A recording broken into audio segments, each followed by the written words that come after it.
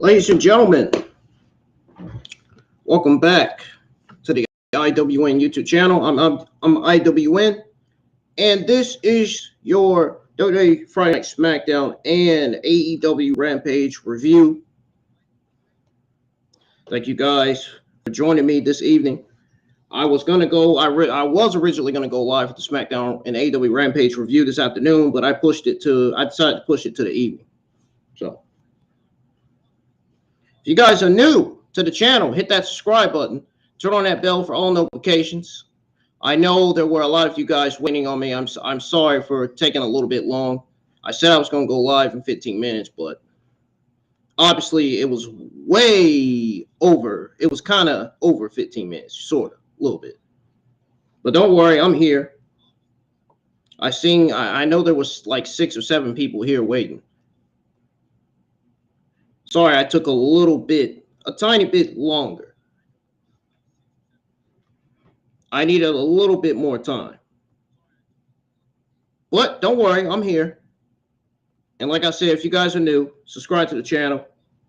Turn on that bell for all notifications. Let's get a lot of likes on the stream minimum for today's SmackDown Rampage review. I'm telling you right now. I'm telling you guys right now, you are in for disaster because I got a lot of bad things to say about SmackDown and Rampage. SmackDown and Rampage this week was not good at all. Both shows completely failed. I'm going to say exactly what JD put in his SmackDown, in his title for his SmackDown review. Both shows were a complete Christmas disaster.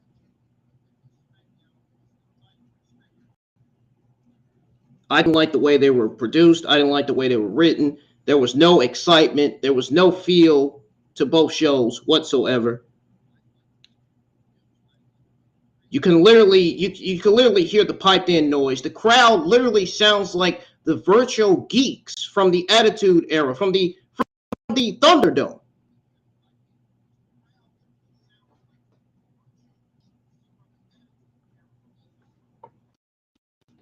Legitimately, man. The crowd legitimately sound like the fans that we got in the Thunderdome from the pandemic era. You know, where when Vince McMahon and Bruce was in charge. And man, was I not lying. Was I not lying when I said that Hit Row was going to fail JD? Boy, they did just that. Hit Row got one of the worst fucking losses in SmackDown history. One of the biggest upsets in history, man. They lost to the Usos.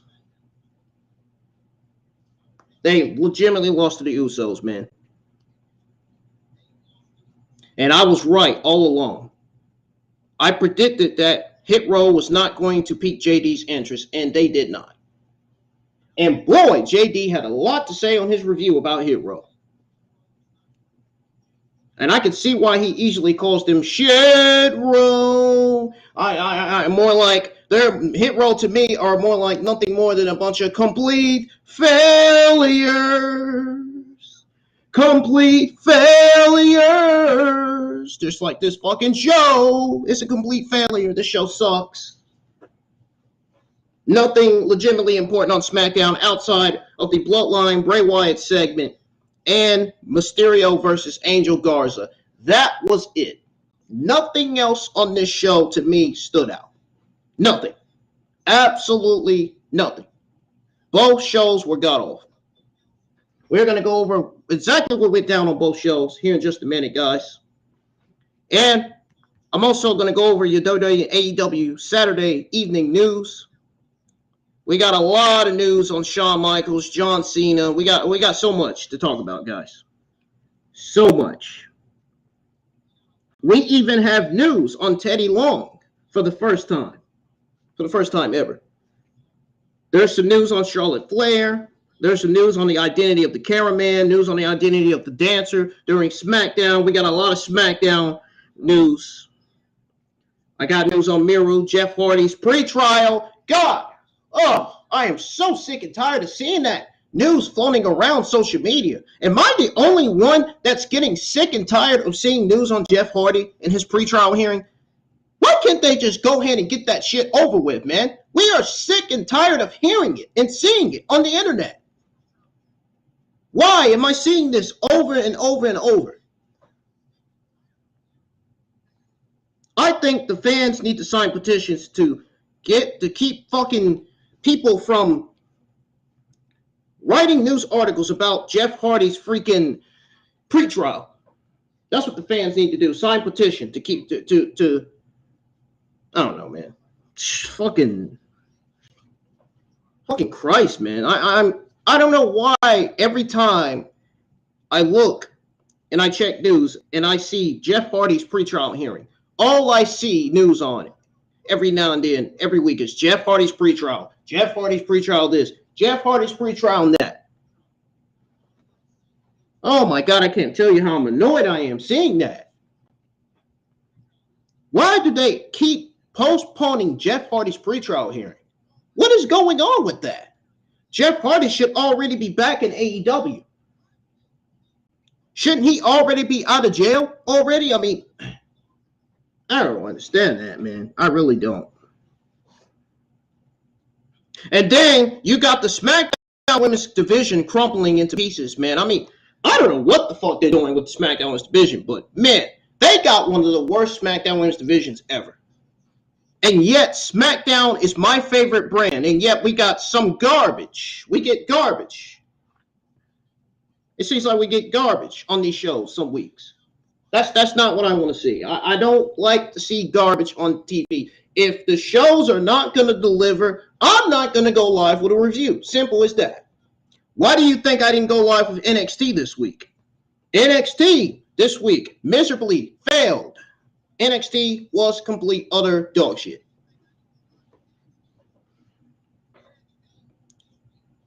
Which was the better show this week? If you guys are wondering, well, the answer is simple. Dynamite and Raw. Dynamite and Raw wins over SmackDown, Rampage, and NXT this week. Monday Night Raw and Dynamite were the better shows this week.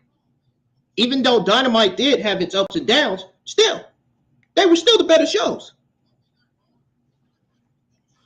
There was nothing wrong with Monday Night Raw outside of that intergender match. I didn't like that intergender match. I think they need to stop producing shit like that. We don't need to be seeing that on TV. No. I'm sorry. Not for me. Intergender matches, I'll pass. No thanks. The rest of the stuff on Monday Night Raw was great. Monday Night Raw seems to be standing out every single week now. I mean, look at the Monday Night Raw women's roster. Monday Night Raw women's roster is the best that it's ever been. The Monday Night Raw men's roster, the best that it's ever been. The Monday Night Raw tag team division, the best that it's ever been. They got the OC, they got Judgment Day, they got Alpha Academy, they got Street Profits. Now, that is a solid tag team division. It'd be even more solid if they had the Creed brothers and Indus over to Monday Night Raw. If they legitimately called up the Creed brothers and Indus over to Monday Night Raw, it would be an even more solid tag team division. Even Pretty Deadly, even if they had Pretty Deadly over there.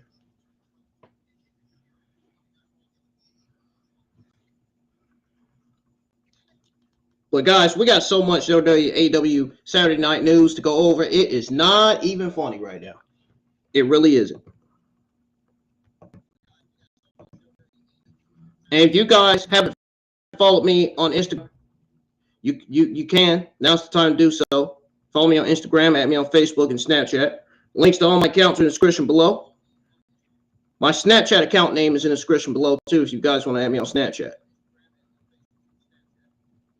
And subscribe to the channel for updates, man. Because I post updates and news on my community page on YouTube. And let me know if you guys are loving what I'm doing on my YouTube community page so far. Let me know if I've been keeping you guys up to date, man. My 2023 Royal Rumble watch along will be live next month as well. as my Wrestle Kingdom 17 watch along. I'll be producing and streaming some New Japan Pro Wrestling content for the first time. And tonight, a little after SmackDown, we are going to be streaming some games tonight. We are. I want to try to get this new extender set up. See if this will hold up the stream to keep it from going to that black screen, with that stupid globe on there. You guys have seen that, some of you guys. Well, we're gonna stream some games tonight. I hope to God that Cam is on, because I really want to stream Xenoverse 2, and I really want him to be a part of my stream for Xenoverse 2, because we are going to dive deeper into this new DLC that's out, that's on the PlayStation Store. I might actually buy it today, believe it or not. The DLC with Gamma 1, Gamma 2, and Gohan. I told you guys multiple times that not only am I a wrestling fan, but I'm also a Dragon Ball fan too. I'm also a Naruto fan as well. It ain't just wrestling I like. I love anime too. Huge fan of anime and mangas. I'm loving some of the shit that Armorlink Gaming is doing on his channel, man. Shout outs to Armorlink Gaming, man. He is doing great with his mangas.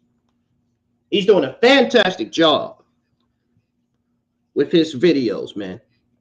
He goes from streaming mangas to streaming Dragon Ball Xenoverse 2, showcasing new Dragon Ball Xenoverse 2, Budokai Tenkaichi 3 mods, all that. Shout outs to him. Shout outs to Super Saiyan Paul, man. He's doing great things on his channel too. He is delivering some of the best Dragon Ball content that I've seen so far coming from him. And mainly, shout outs to JD, man. JD, he is great at what he does on his podcast. Always. I've always been a fan of JD. I've always been inspired by JD and what he does on this podcast, man.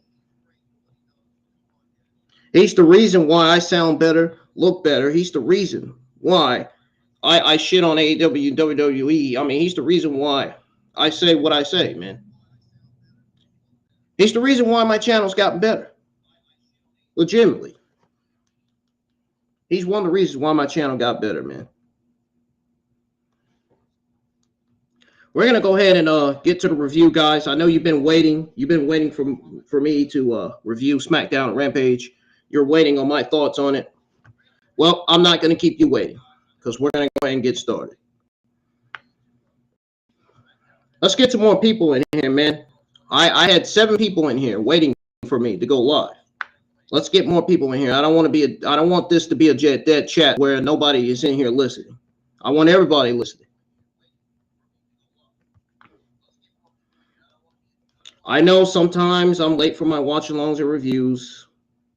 I had the legit right reasons to be late for watch-along, because I knew that SmackDown Rampage weren't going to deliver this week.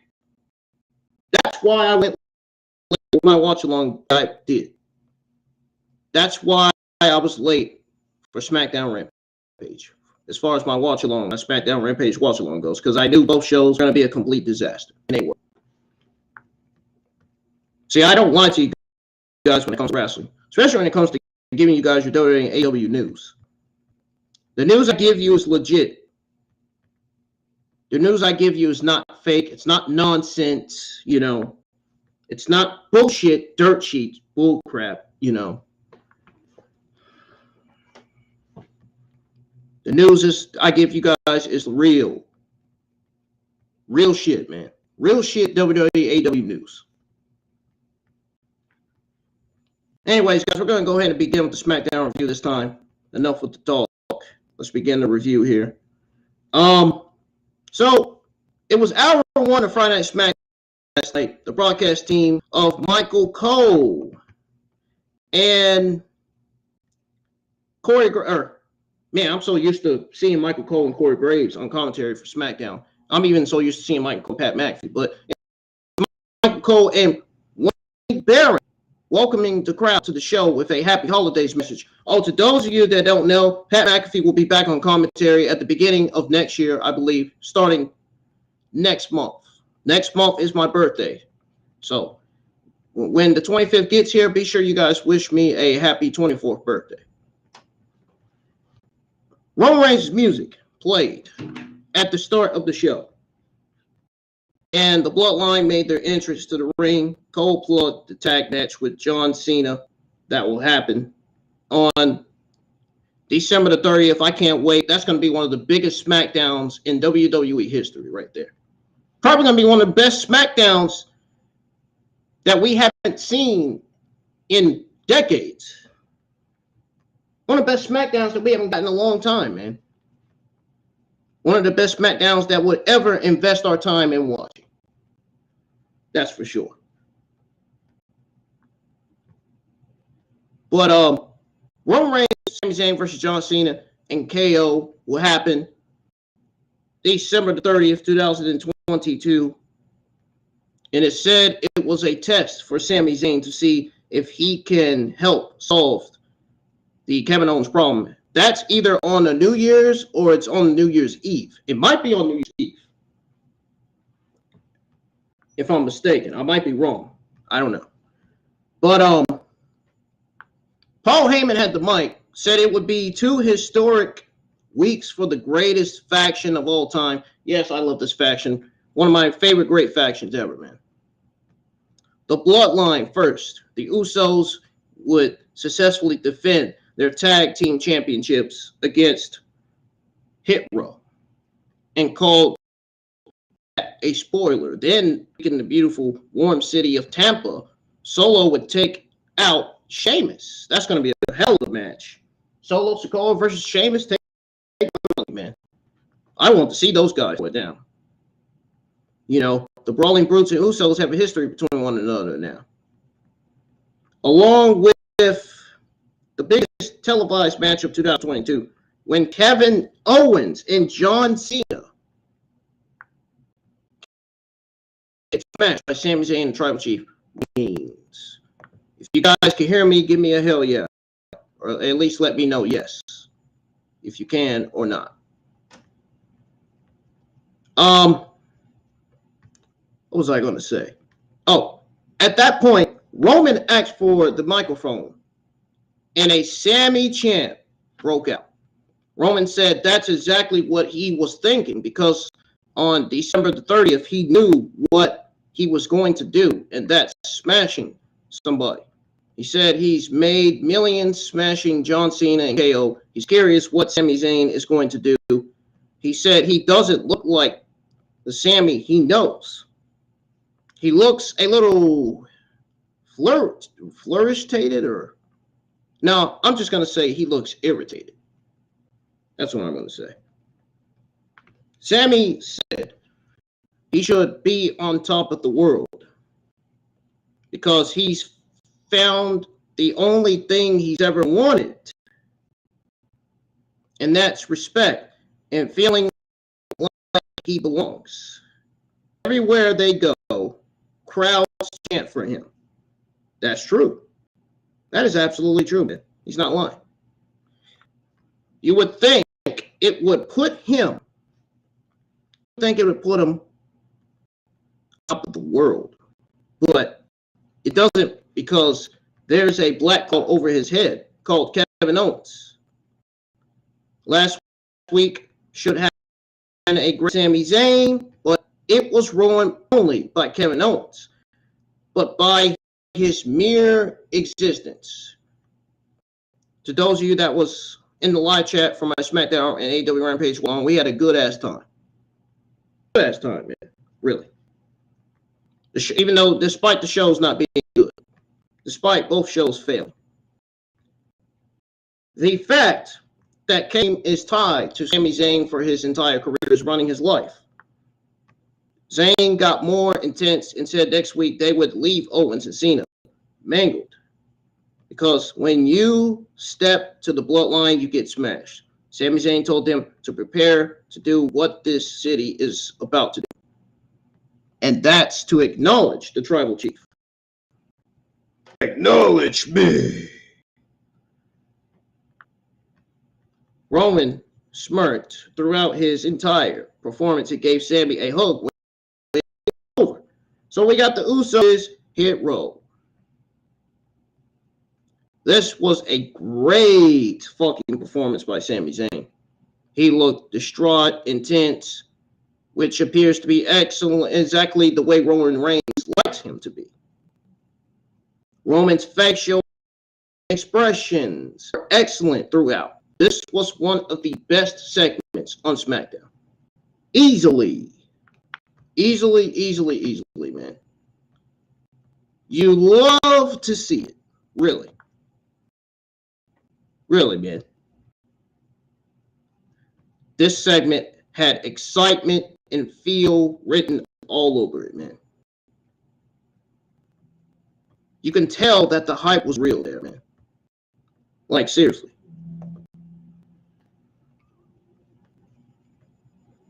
They delivered so well. So well, man. It was super B mic work from Roman Reigns and Zayn, guys, whose dynamic helped fuel the best story WWE has produced, arguably, since Kevin Owens and Chris Jericho's months-long story in 2017. Now, there's something else you guys need to know. The emotion of Zayn helped him connect with audience while Reigns stands by watching, manipulating the situation, conveying as much throughout his excellent facial expression.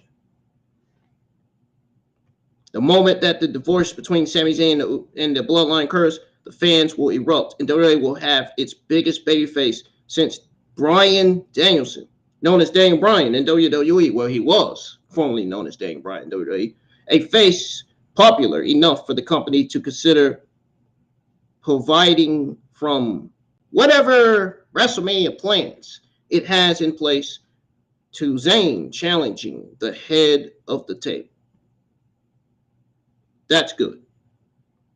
And that's fucking good, man. Really. As I was saying, guys, we got Jimmy Uso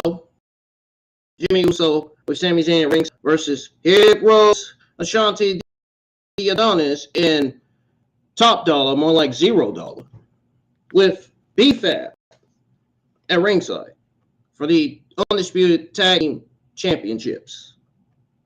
Guys, let me know your thoughts on the Usos versus Hit Row in the chats, please. I really appreciate it.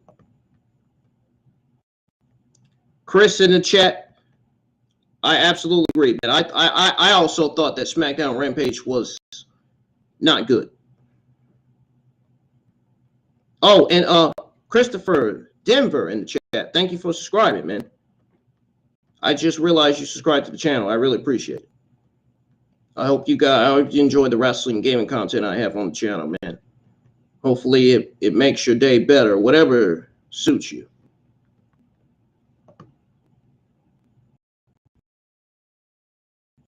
Shanti and Jay Uso started the match. Top Dollar to tag in. Jay took a chop block. Jimmy then tagged in and put the boots to Top Dollar. He then placed him neck first on the second rope and pretty much pushed him. Referee Jessica Carr tried to break things up. And is it not me, or am I the only one that noticed that Jessica Carr lost weight? Jessica Carr lost a lot of weight. Definitely. I even ran videos showing her weight, showing how amusing, how good her body looks. Seeing videos of her working out as well. You love to see it. Referee Jessica Carr tried to break things up, but that just led to more interference from Jay on the apron. Continued to target Top Dollar's knee as the show rolled to commercial break. So then when the show came back from commercial break, after further domination of Hit Row during the break, Ashanti tagged into the match, started a comeback on the Usos. He cleared Jay from the ring and landed a tornado DDT on Jimmy. So he did that. He followed up with a top crossbody on Jimmy for their fall. Now, after a distraction from Jay on the apron, Jimmy caught him with an ugly looking Samoan drop for a 2 count. Yes, when I mean that Samoan drop was ugly, it looked brutal. It looked absolutely bad. Absolutely terrible. Jay tagged in and they set up for 1D. Top Dollar pulled Jimmy from the ring and shoved into the steps. Ashanti landed a super kick on Jay and covered for a 2 count. They then landed a heavy hitter on Jay, but Jimmy got back into the ring to break up the fall. Top Dollar tried to pick up both Usos, but his leg gave in. Oh, really? The Usos then followed up with a double super kick in 1D for the win. Huh. His leg gave in. More like Hit Row just suffered one of the biggest losses of their career. If you know, ladies and gentlemen in the chat, now you know. After the match, the Usos celebrated with Sami Zayn and stared down Hit Row at ringside. The announce team then introduced a sponsored clip of Gunther versus Ricochet from last week. Louis Kaiser, Giovanni Vinci were interviewed by Caleb Braxton.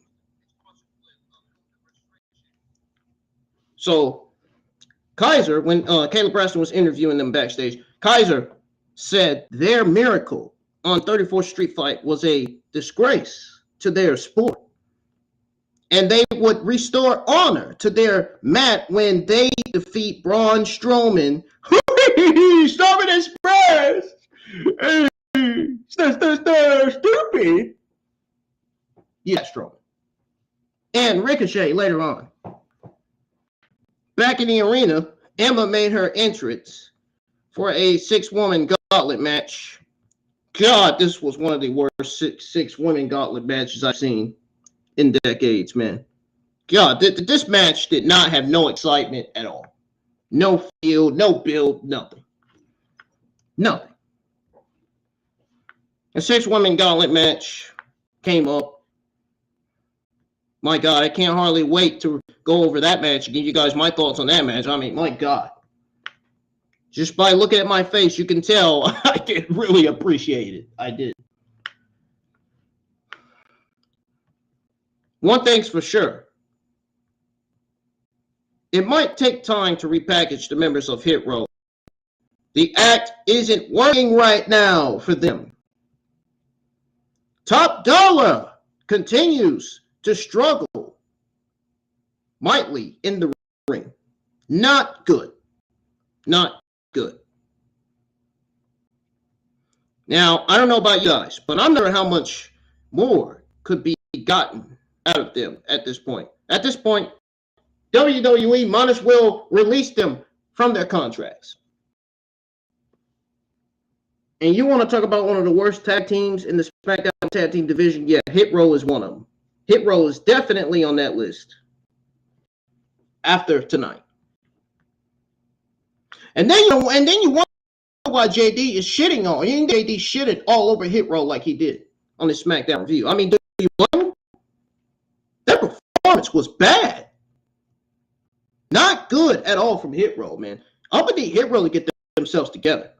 And then you got these, and like JD said, you got all these geeks online that think Carmelo Hayes is going to Hit Row. And you know what? I actually have second thoughts on Carmelo Hayes going to Hit Row after that terrible performance from them. And I love, and what JD said on his SmackDown review definitely had a smile on my face. He said that Carmelo Hayes would be good with Hurt Business. He said either Carmelo Hayes is good as a singles competitor or he can join Hurt Business. I think Carmelo Hayes would be a good addition to Hurt Business. I really do. I really do.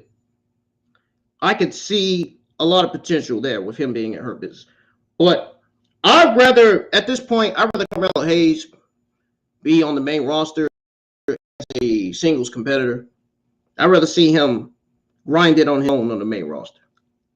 Maybe later he can join Hurt Business, but right now I'd rather see him as a singles competitor. at this point. Because I can't see him being with Hit Row. Hit Row's run since coming back has been absolutely god awful. God awful from the word go. But I think Carmelo Hayes fits well with Hurt Business, man.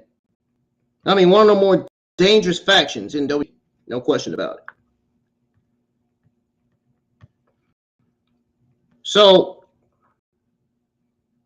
the gauntlet match will consist of Emma, Raquel, Smiley Raquel, Rodriguez, Gonzalez. Why don't they change their name back to Gonzalez, man? Change her freaking last name back to Gonzalez. We don't need to see this Rodriguez last name. I'm tired of seeing it. Please give her last name back. Her last name, Gonzalez, really fitted her character really well, man.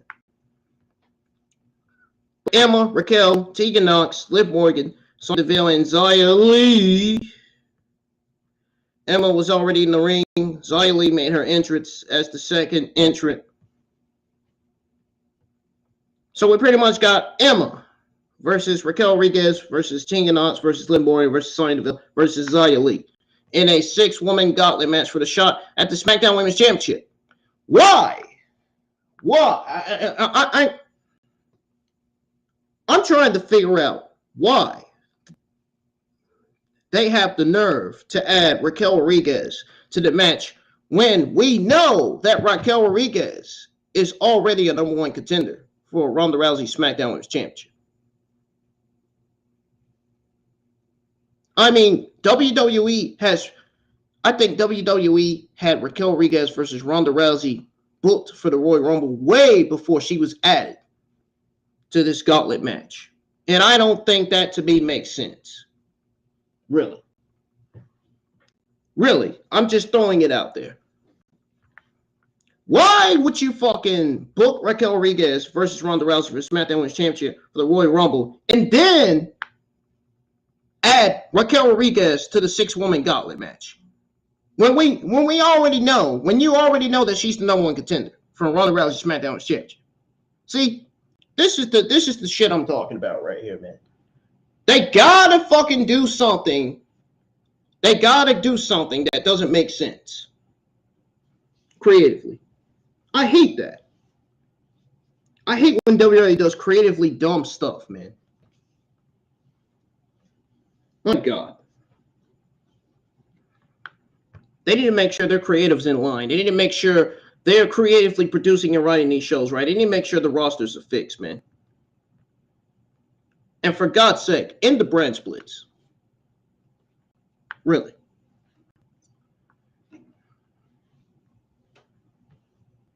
Emma and Xia Li tied up to start the match. Xia broke against the ropes and landed a thrust to the throat. Emma fired back with a butterfly suplex, then a running forearm, the same thing she's always been doing on SmackDown. She's been doing it for weeks, all these moves in the ring. An Emma sandwich in the corner for a 2 count. Xia Li fired back with side kicks and a cyclone kick for the easy win. I don't understand why Xia Li was added to the 6-woman gauntlet match when clearly she hasn't been built up to that point. No, as a matter of fact, I don't think none of these female talents were built up to be in this match. None. Tegan Knox was the next entrant and sought revenge for Xia Li. Oh, just like they were supposed to give Tegan Knox, Dakota Kai, Io Sky, Mia Yim, Emma, and Candice LeRae bad vignettes, right? Just like they were supposed to give all 6 of these women vignettes, right? And have them establish themselves to the crowd, right? And then have them debut. But no, they did the opposite. They had Dakota Kai, Io Sky, Candice LeRae, Mia Yim, Emma, and Candice, and what's her name? What's her freaking name? The other one. Chelsea Green. debut instead of giving them vignettes first and then have them establish themselves to the crowd and then have them debut. I don't understand the logic here, man. I really don't. Why are you booking a 6-woman gauntlet match when none of these women weren't even built up to the point? I mean, how do they know that? How do they know that that one of these women is going to walk out as the number one contender? It just doesn't make sense, man. They should have never booked a 6-woman gauntlet match for SmackDown to begin with. Raquel Rodriguez was already easily the number one contender. So why did they book it? Why did they book it? Live chat, I want to know from you guys why you think they booked the 6-woman gauntlet match. Let me know. And let me know whether you think it was a stupid idea to book that match or not. Because I think it was just stupid. It was god-awfully dumb to me. That's funny how I found out last week that Raquel Rodriguez and Ronda Rousey was booked when she was added to this match. I don't understand. I don't understand what they're doing here with this SmackDown Women's Division. What are we doing here, WWE? What are you guys doing? The fuck?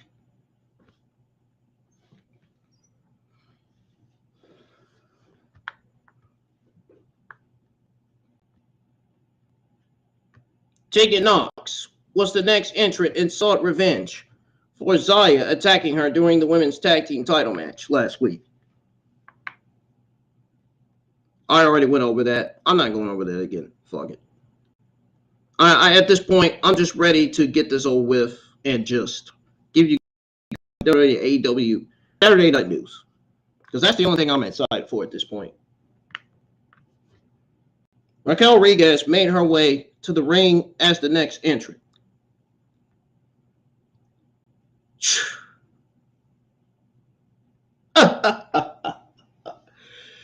Oh my God, man. Why am I even here? Why am I even here? Everybody voted yes. Everybody wanted to see me go live for my WWE SmackDown Rampage review, and here I am. Why am I here? Why am I here?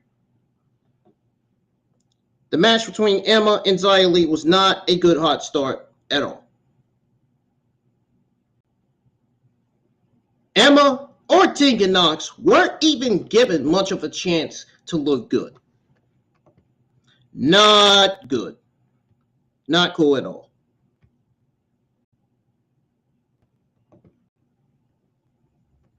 The action spilled to the floor.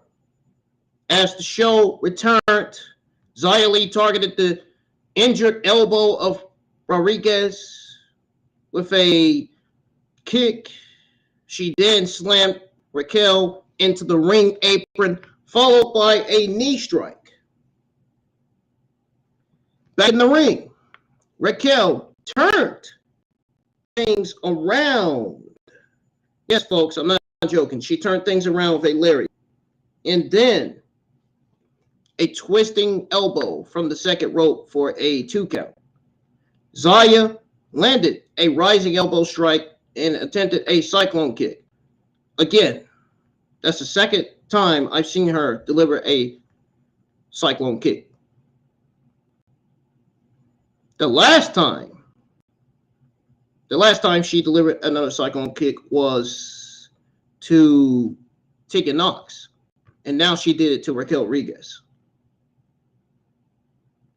Well, Raquel countered with the Tahana bomb and eliminated her.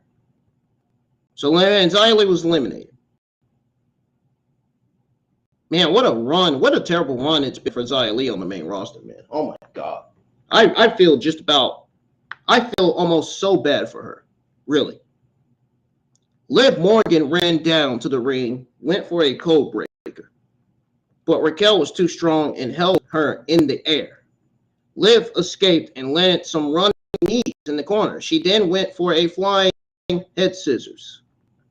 Raquel held onto her again. Liv turned it into a roll-up, only got a 2 count from there.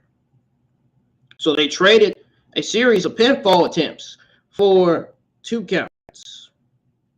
Liv applied a sleeper hold on Raquel's back, but she was able to escape by jumping onto her back. So then Raquel pulled Liv Morgan off the top. Both women were down the mat. They both got to their feet at roughly the same time. Oh, really? Just like Raquel landed a back elbow and a lariat followed by a side slam. Morgan fired back with a code breaker. Injured arm followed by a double stomp to the same arm. Then she went to the second rope for a shotgun dropkick and a 2 count. Liv turned the pinfall into a Rings of Saturn submission, so to speak. Liv Morgan continued the pressure. Raquel powered to her feet. She spun Liv around from her back. Liv got her knees up, according to Cole, for a rough-looking exchange. Raquel landed a fall-away slam and a corkscrew elbow from the second rope for a 2 count. Raquel attempted another fall-away slam. Morgan lifted out and pulled her up with a crucifix bomb for a near fall. Liv Morgan attempted oblivion, but Raquel picked her up, pick her up, and did her with a Tejana bomb to eliminate her. So Liv Morgan was eliminated. Then we got Sonya Deville coming out, running down, immediately attacking the injured arm of Raquel, because that's what heels do. Sonya stuffed a body slam and landed a running knee strike to the jaw for a close near fall. She then followed up by throwing Raquel into the ring post, slamming her bad arm into the post a number of times. Raquel fired back with some strikes and a one-armed pancake slam. What the fuck are they calling it, a pancake slam? Anyways, Sonya went back to the bad elbow and wrenched it on from the corner. Raquel managed to pull Sonya from the top rope and deliver a one-armed Tejana bomb for the win. So that was it. It was hour 2 of SmackDown, and after the match, Ronda Rousey said she wasn't done yet and brought out Shayna Baszler as her final opponent. Shayna immediately stomped on her elbow and pulled her brace. As Baszler gloated and held the brace over her head, Raquel rolled her up from behind for a surprise win. Man, what a fucked up roll-up that was. My goodness. It looked like Raquel Rodriguez could barely even roll Shayna Baszler up with the pin with her arm injury. And then there was the news saying that Raquel Rodriguez's arm injury, is not legit. Yeah, right. Give me a break. Yeah, sure thing. Sure it wasn't a legit injury. Sure it wasn't. Sure it wasn't, man. Give me a break with this shit, man. We got a recap of the LA Knight and Bray Wyatt segment from last week, along with the introduction of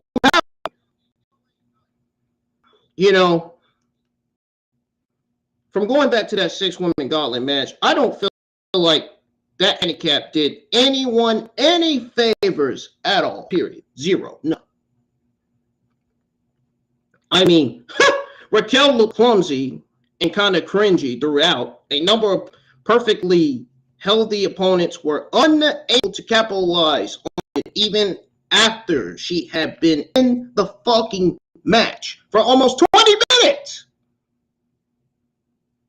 The intent was to make Raquel look like a resilient babyface. I don't think the juice was worth the squeeze because, nobody was given any reason to continue to tune in for the rest of the SmackDown Women's division because the SmackDown Women's division sucks.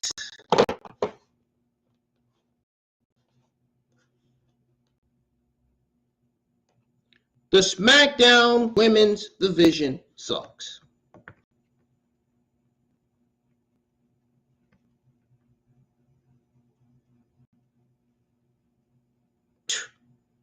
Wow, dude.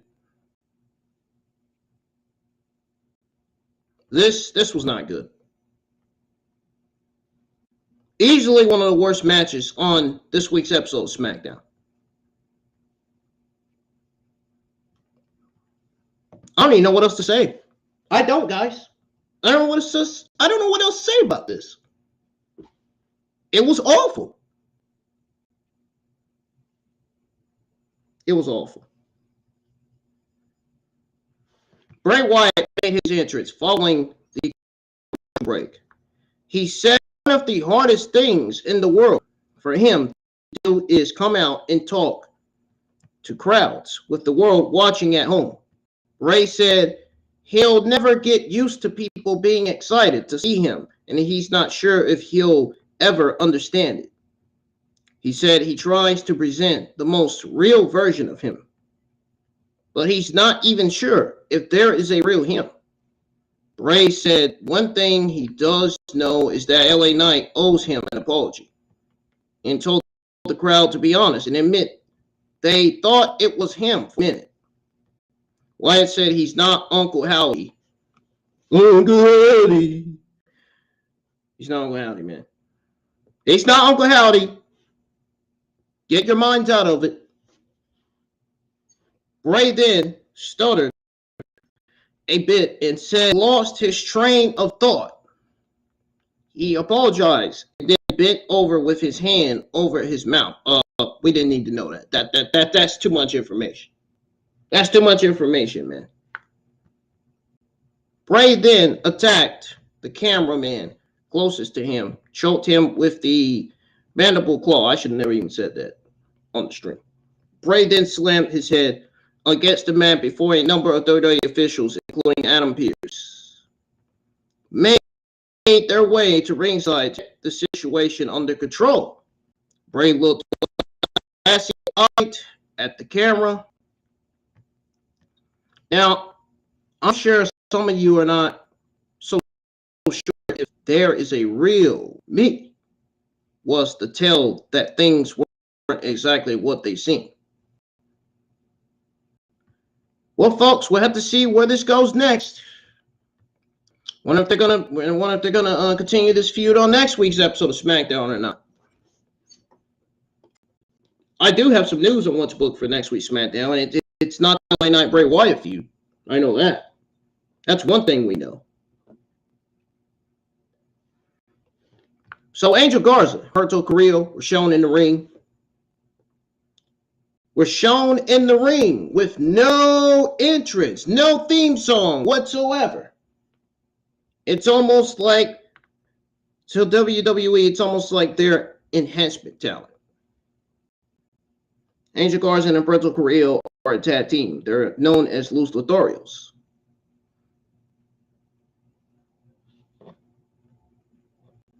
I don't even think I've heard commentary say Los Lotharios at all, to be honest.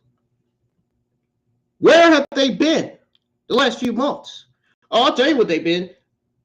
Off the Titus K ring, sitting on the bench, sitting in the locker rooms, watching all the other talent get opportunities.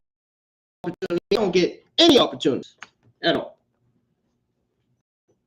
Yeah, it sucks to be Angel Garza and Humberto Carrillo sitting in catering, right? My God, this shit sucks. Really. I mean, for real. Why is WWE doing this to them? Why? Why? I would like to know why. They should be at the top of the tag team division right now. We should be seeing Angel Garza and Humberto Carrillo feuding with Legado del Fantasma. I want to see Angel Garza and Humberto Carrillo as babyfaces feuding with a heel faction known as Legado Fantasma. Can you imagine the matches we get out of that? We get Humberto Carrillo versus Santos Escobar. Angel Garza versus Santos Escobar. Humberto Carrillo and Angel Garza versus Cruz del Toro. And wow. Jesus, possibilities are there. And then And then, can you imagine Rey Mysterio being involved in that feud? Can you imagine getting Rey Mysterio, Angel Garza, and Humberto Carrillo versus Legado Fantasma, Cruz de Terror, and Wild? That would be a great 6-man tag team match. That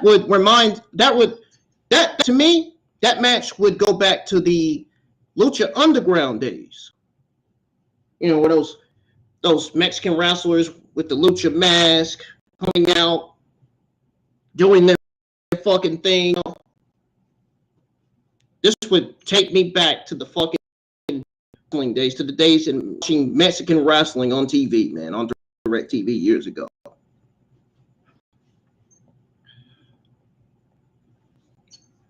Man, imagine that.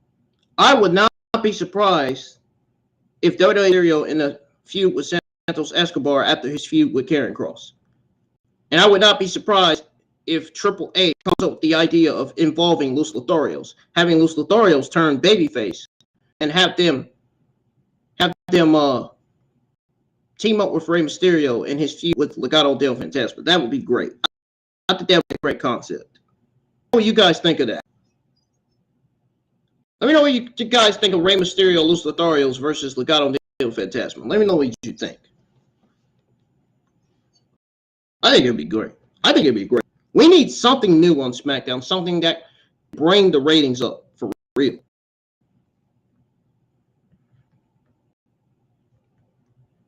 I don't even think Naomi coming back to SmackDown is going to elevate the SmackDown Women's Division.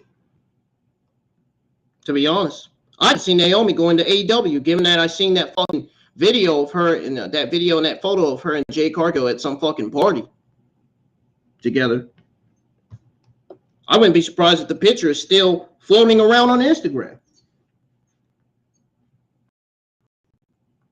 Rey Mysterio made his entrance for the next match, fresh off ankle injury, but the fact that WWE didn't give Angel Garza or Humberto Carrillo a entrance should tell you something. Should clearly tell you something right there. Think about it. Think about it, folks. Think about it and come back with a solid, easy answer in my live chat. It was shown from Lowdown last week. Lowdown. I call this fucking show a lowdown. More like a letdown. This show is.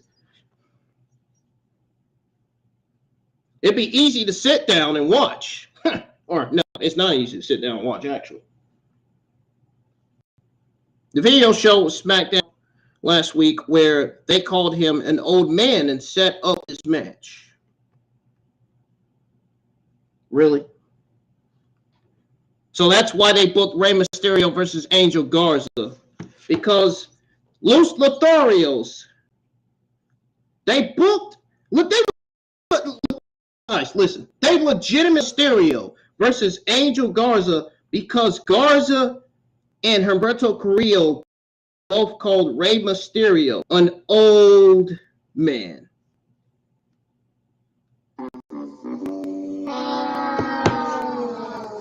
I don't get it, man. I really don't. I don't understand it. I don't understand the logic. This show is so... Get on with it, IWN. Just continue it. You won't be long. It won't be long before you end the stream and get the hell out of here. This shit sucks, dude. This shit sucks, man. Rey Mysterio slapped Angel to start the match. He then landed punches in the corner. Karrion Kross and Scarlett were shown watching from the crowd. Angel pulled off his breakaway pins and landed a double underhook backbreaker. He then tossed Rey chest first into the turnbuckles and picked him up in an electric chair position. Rey slipped out and sent Angel Garza into the turnbuckles. One thing we do know, if Vince McMahon and Bruce were still in charge, no, Angel Garza and Humberto would never be on TV. They would be released from the company by now if they were still in charge. He then landed a head scissors, and he clumsily dropped into position for a 619. Humberto pulled Angel Garza from the ring but Ray quickly dove on both of them. At ringside, Angel Garza used his loose pants for a distraction and punched Ray in the jaw. He then called for a 619, placed Ray on the ropes.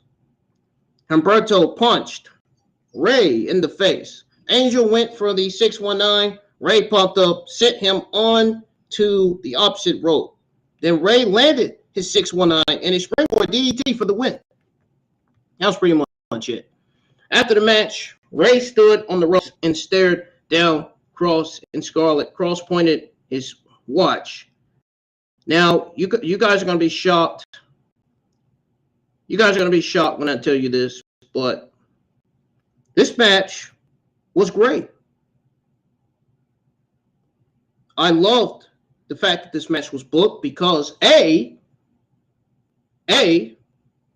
it's a TV-worthy match.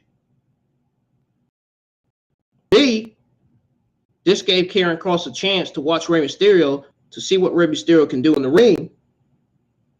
And C, I could see Rey Mysterio versus Karrion Kross for the next pay-per-view being one of the best matches on that pay-per-view.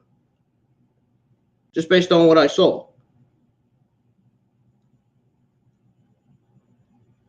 Just based on what I saw, man.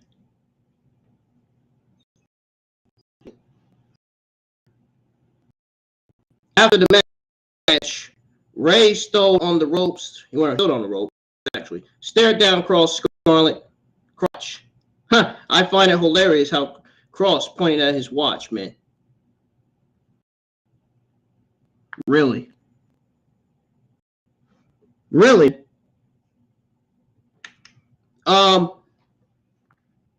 It was good to see Ray back in action. It really was.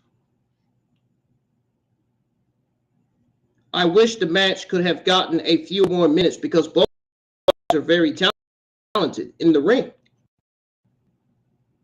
Very, very talented in the ring.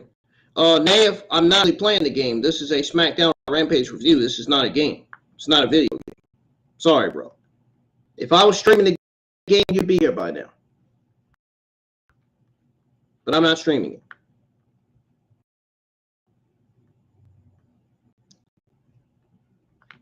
Anyways, it was great to see Ray back in action.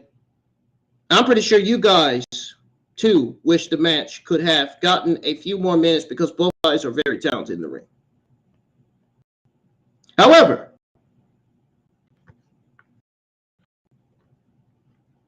Cross and Scarlett were backstage. Emma walked up to Scarlett, asked him who they were to disrespect a legend like Rey Mysterio, and mentioned her calling Reddick an idiot a few weeks ago. Scarlett said she called him a fool, and Emma slapped her across the face. Scarlett began to posture aggressively, but Cross held back and told Emma she had no idea what she had just done. Now, if you clearly look at the title, this is a SmackDown and AEW Rampage. Now, if you don't like the SmackDown and AEW Rampage review, you can kindly get the fuck out of my chat. It's simple as that. Okay. Either you listen to the SmackDown Rampage review or simply just click off. Click off the stream. Click off the review. If you don't like it. Karrion Kross held back and told Emma she has no idea what she had just done. Mike Cole then introduced a video segment that gave a bit of a history lesson on John Cena in advance of his appearance for next week. It also spent a good bit of time focusing on his admirable history with the Make-A-Wish Foundation in support of the U.S. military. Now, guys, I will be streaming some games tonight. I did say that. But not right now. A little bit after the SmackDown Rampage review, a little bit after I give you guys your AEW Saturday Night News, I will be streaming some games. By the end of the night, I gotta come up with what games I'm gonna be streaming in particular. But anyways, back to what I was reading to you guys. Along with John Cena and Kevin Owens versus Roman Reigns, Sami Zayn. Next week's show will feature Solo Skull versus Sheamus and Ronda Rousey versus Raquel Rodriguez for the SmackDown Women's Championship. What in the fuck? How? How in the world does this make sense for WWE to book Ronda Rousey versus Raquel Rodriguez for the SmackDown Women's Championship when clearly that match should be saved for the Royal Rumble? Hello, the card for the 2023 WWE Royal Rumble will be Roman Reigns defending his undisputed Universal Championship against Kevin Owens. Also, Finn Balor will be taking on Edge. Then we have the men and women's Royal Rumble. And then,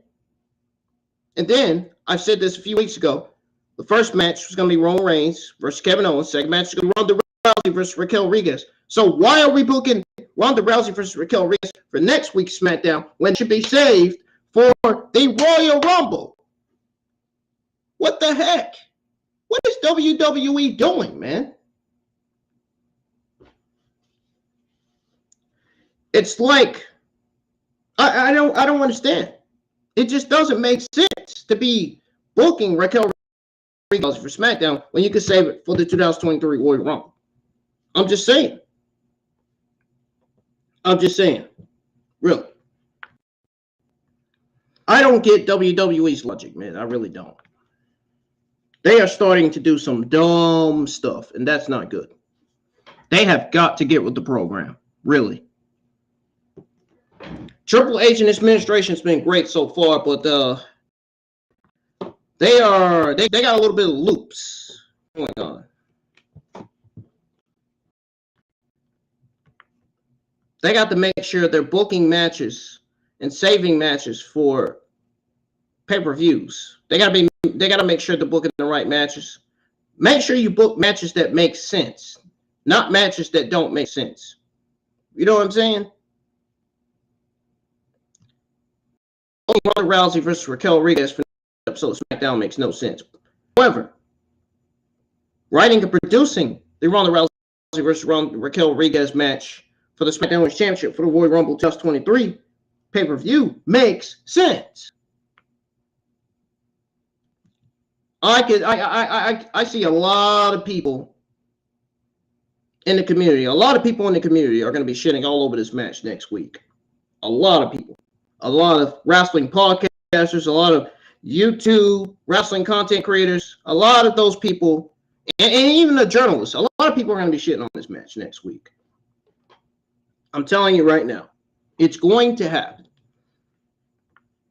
Hashtag Fire Ronda Rousey is probably trending on Twitter more than ever now. Guarantee you it's still trending. Ricochet made his ring entrance for the Miracle on 34th Street fight, followed by Braun Strowman. Now, some of you guys are probably surprised that it took this long for an extended series of promotional videos on this holiday show. I just thought I'd throw that out there. Okay.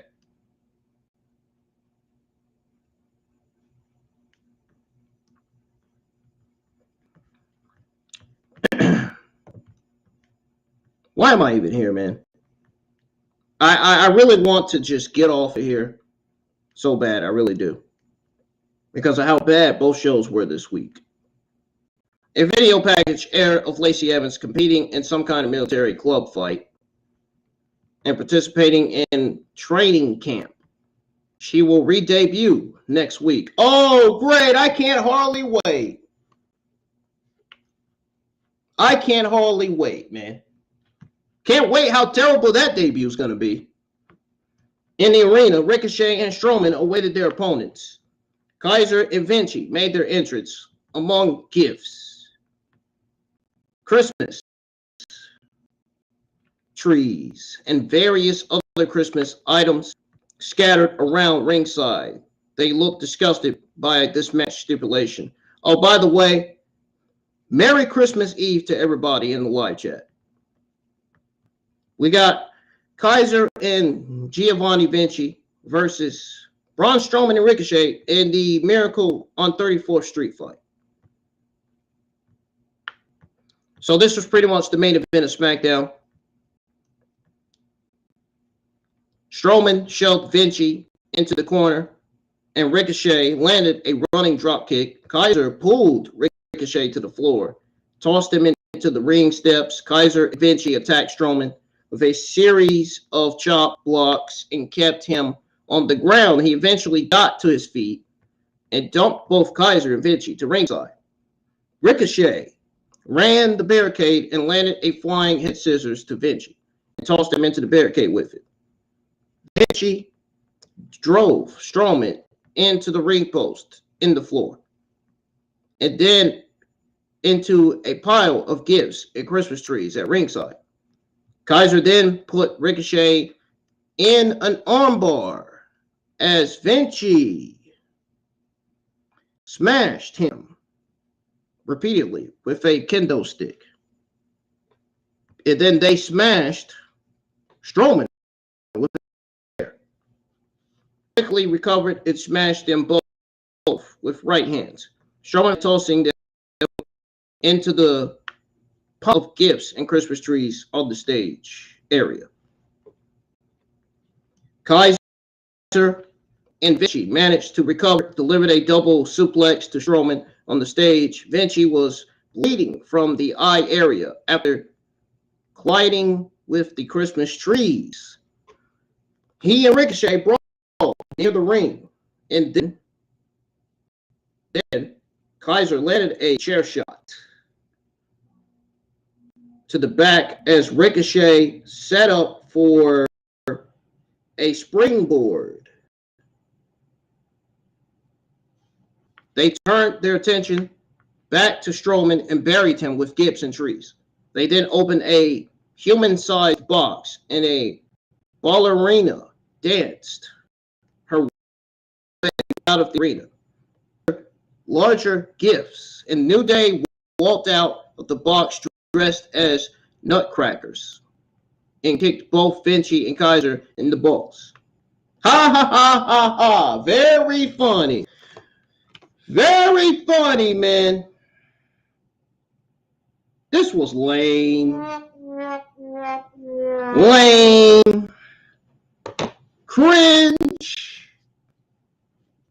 That's the type of cringe I'm talking about that we're seeing from New Day on TV. I don't want to see that on television. Get it off of TV. Ricochet was down at ringside, and Strowman grabbed some moisto, I don't know what the fuck that is, and brought him over his real life girlfriend, Samantha Irvin, for a kiss. He was fired up because of the kiss from his real life girlfriend, Samantha Irvin, and took out Vinci with a springboard forearm. Strowman drove Kaiser through a ringside table with a powerbomb. Ricochet landed a recoil on Vinci. Strowman followed up with a running power slam. Ricochet then stood on Strowman's shoulders, delivered a splash for the win. That was it. After the match, Strowman and Ricochet celebrated while replays were shown. Cole provided some last-minute hype for next week's show to close out the night. Now, this was sort of a typical holiday babyface showcase to close out SmackDown. And there also seemed to be quite a bit of editing during the match, as it seemed like Cole was dubbed a number of times for replays while they cleaned up blood from Vinci intended to Ricochet, who seemed to be shaken up at one point in the match. That's because Ricochet had stitches on his head from the match, which I have news on that.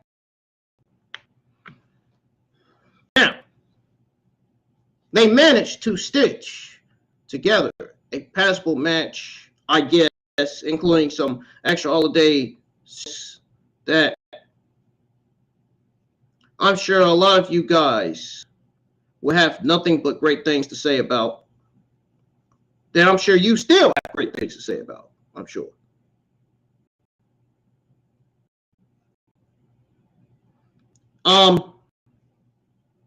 This week's episode of SmackDown had nothing exciting, no feel, no effect, no build, nothing. No build towards the Royal Rumble. This was a terrible build towards the Royal Rumble, man.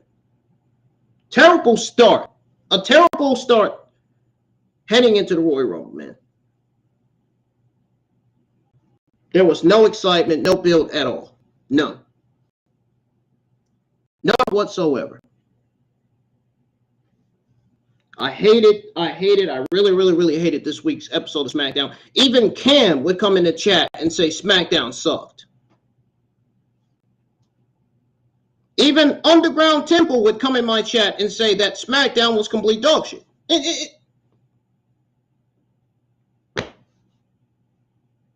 I'm not going to argue their opinion. Their opinion stands out. The show sucked.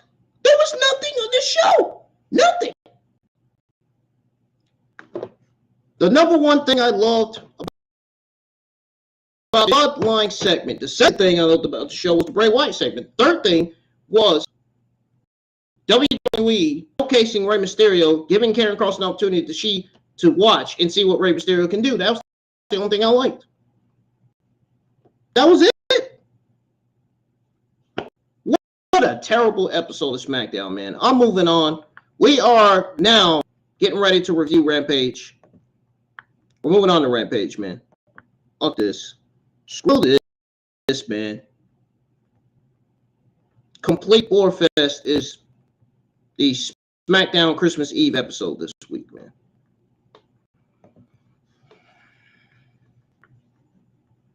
All right, guys. So, as you guys know, Rampage started off with the Holiday Bash, $300,000, Three Kings Christmas Casino Trios Battle Royal. Talk about the longest match name ever. That's a long-ass title, long-ass name.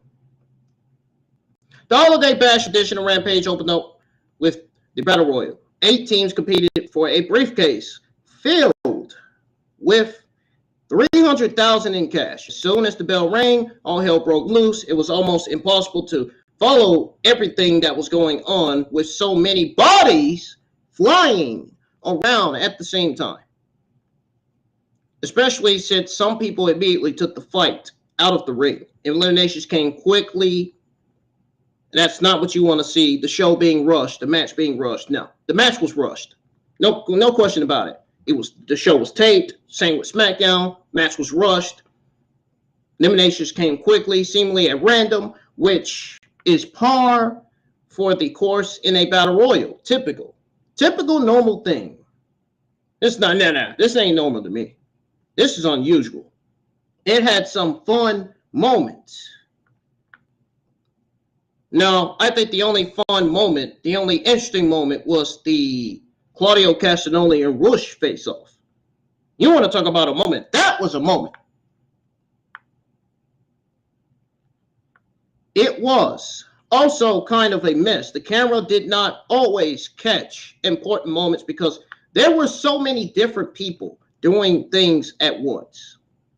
Having a late entry into the match certainly helped AR Fox and Top Flight. They came in fresh and ended up winning the whole thing by eliminating Jon Moxley and Claudio Castagnoli. But they had a little help from Adam Page when he ambushed Moxley.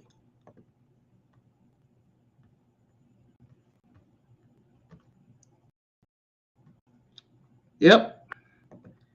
That was all, guys. That was it. That was the end of the match right there. I think Top Flight and AR Fox deserved this win for a lot of reasons. I mean, even though this match confused everybody, including myself, I think it's safe to say after Top Flight lost to Jon Moxley, Claudio Castagnoli, I think they deserve it. Really. This win should very, very soon put them back on the hunt for the AEW tag team titles. It should. I'm not saying it's gonna put them back on the hunt for the titles right away, but should soon. Soon it should. Not now. Not right now, obviously.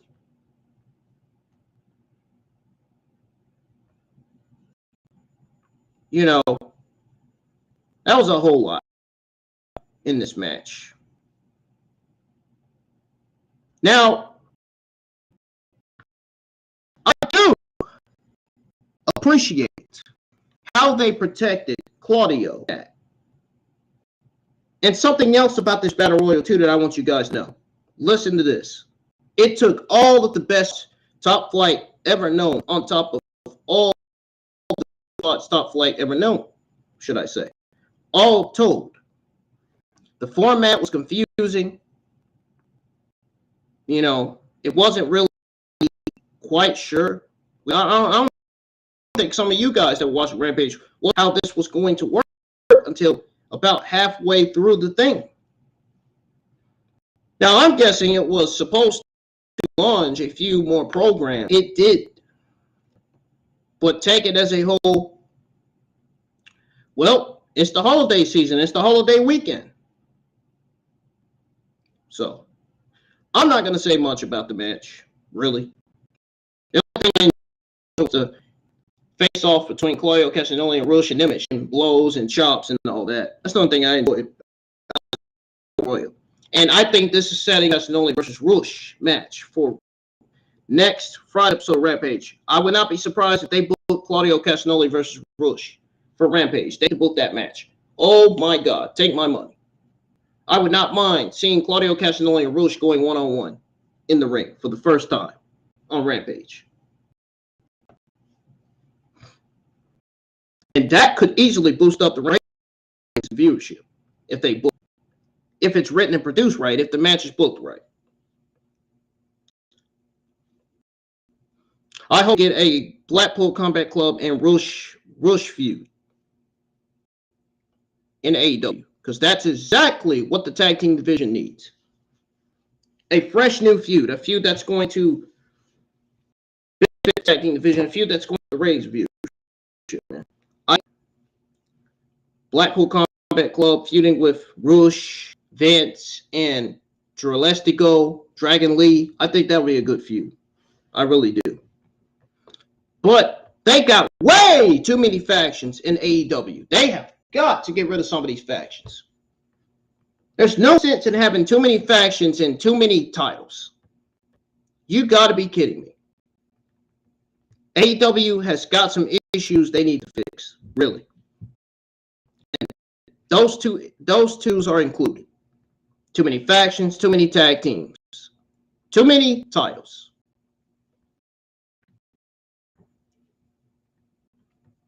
But I am happy to see Top Flight and AR Fox. I was happy to see Top Flight and AR Fox get the win. They absolutely deserved it. They worked their asses off the last few weeks. They have. So when we came back from break, Eddie Kingston and Ortiz made their way to the ring. Kingston Bart at House of Black didn't really. And Kingston Bart, House of Black didn't really sign the contract. Now, what contract they were supposed to sign, I'm not sure. Kingston said he wants to fight them now. Kingston said, hit the lights with creepy crap, and the lights went out. Black appeared on the screen and talked about enemies, and it was confusing. Why do they have Aleister Black talking about enemies on a holiday episode of Rampage? Really? Can somebody explain to me why they have Aleister Black saying all this stuff? I don't understand. I'm guessing the story is that Ortiz was never attacked. But Kingston was. That's my guess. I don't know, man. Anyways, Renee interviewed Daniel Garcia and Sammy Guevara. Garcia said he doesn't like anything about Sammy. Sammy said Garcia is a professional tight ass. Sammy tried to hug Garcia, and Garcia kind of resisted. We got one of the worst matches Rampage. Jade Cargill versus Vertvixen. Not because of Vertvixen and Jade Cargill, because of AEW. AEW should have never booked this match. Why was it booked for Rampage? Nobody invested their time in watching this. Just like nobody invests their time in watching Impact. I mean, they got in attendance. 6, 5? Be a break. If you watch Impact, you're an idiot. I'm saying it in the best positive way possible. If you watch Impact, you are a complete buffoon. Don't watch it. It's not good. It's never been good.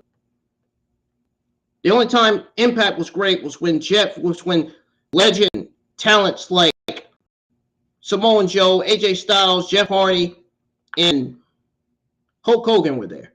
It's the only time Impact was great. When all those guys were there, man. All those guys are gone, and Impact has been a complete disaster since those guys left Impact. Even since Samoa Joe and Kurt Angle left Impact, it's been a complete disaster.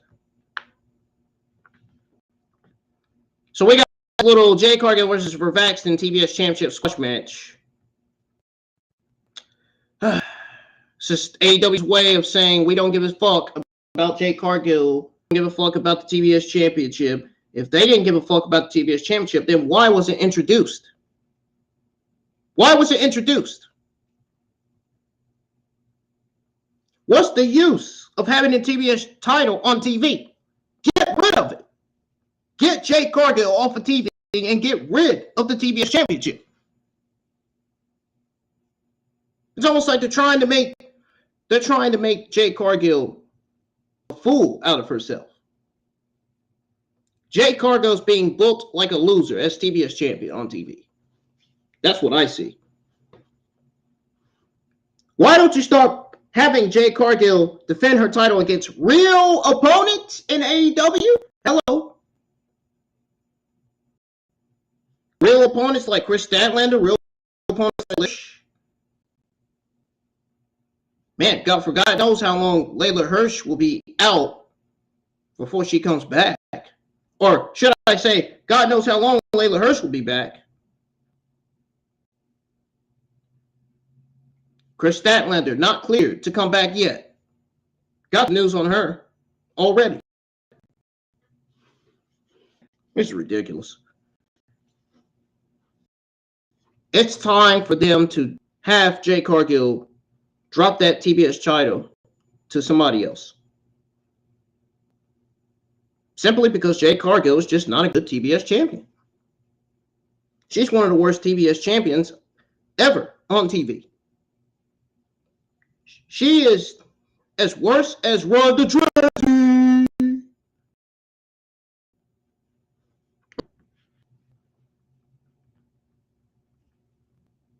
Cargill face planted for Vertvixen.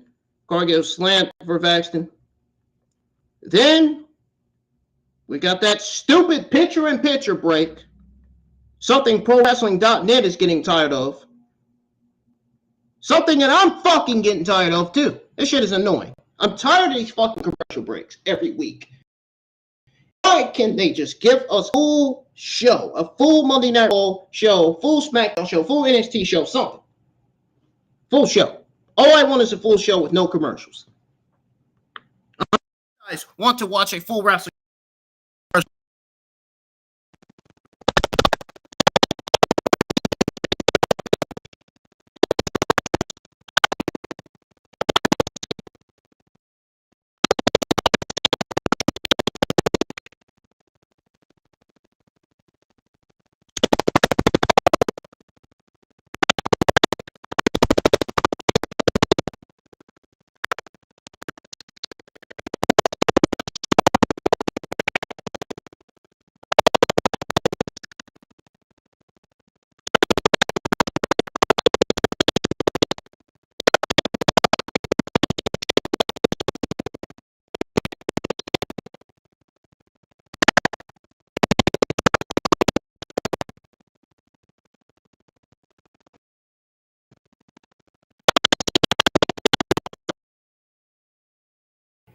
Don't worry. Everything's cool. Man, even the webcam. It's so bad. I said it's so bad that even the webcam went out. Even the webcam itself reacted to what I said.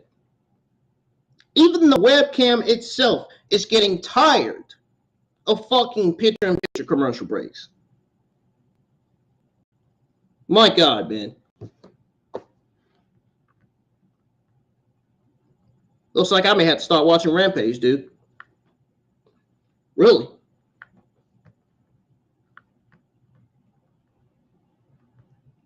So after the match, Ruby Soho called out Tay Mello. Before long, Willow came into the promo and the two were pumped.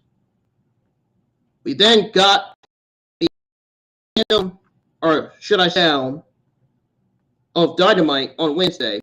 Willow cut a promo from the back saying that Joe isn't a king. That's it. Joe isn't a king. That's it. Goes to show you how much less effort they put into these AEW Rampage shows. That's all he said. Joe isn't a king.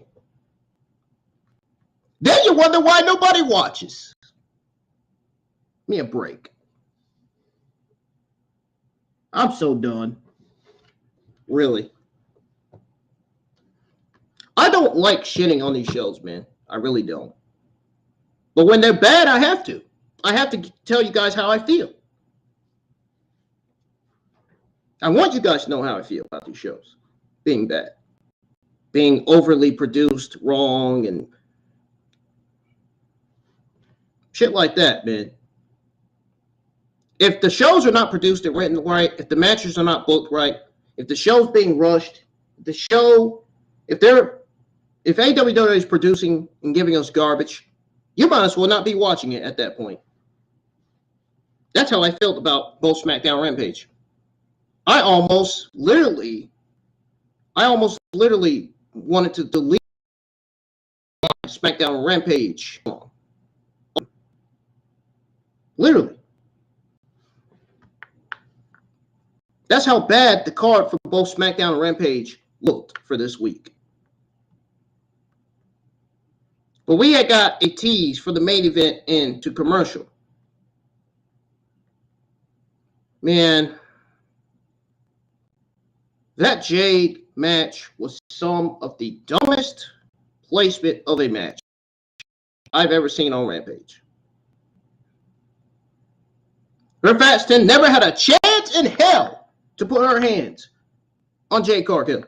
And then you wonder why talents like Vertvixen, Manny Rakowski, and Jasmine Allure hasn't been used on TV. You wonder why talents like that hasn't been shown on Dark and Elevation.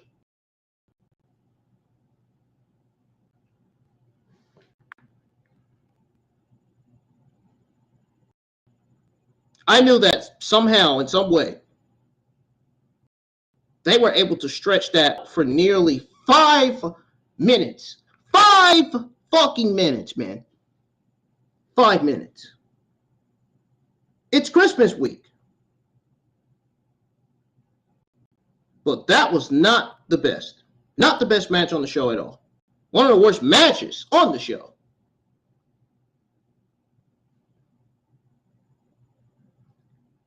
Ruby Willow tag team, I don't know. I don't know, man. Once again, AEW has women's tag titles. Why? What? And when? Why are we doing like WWE, teasing new AEW women's tag team titles for the first time? Why? Man. Remember last week I said I want WWE to be different than AEW and AEW to be different than WWE? Yeah, we need to start seeing that. We need to start seeing AEW being different than WWE and WWE being different than AEW. That means WWE can have the WWE Women's Tag Team titles, but AEW, they need to look at that and be like, nah, we're not going to introduce AEW Women's Tag Team titles. We're going to continue to try to improve our women's division and try to make our women's division stand out. We're the only titles that should be on television should be the AEW World Women's Championship. That's the only AEW Women's Championship that should be on TV, really. The AEW World Championship. At the end of the day, the TBS Championship means jack shit. It means that championship on Jade Cargill is making like a fucking complete loser on TV. And if that's not enough, her run as TBS champion has been a complete disaster from the word go. Get rid of the TBS championship.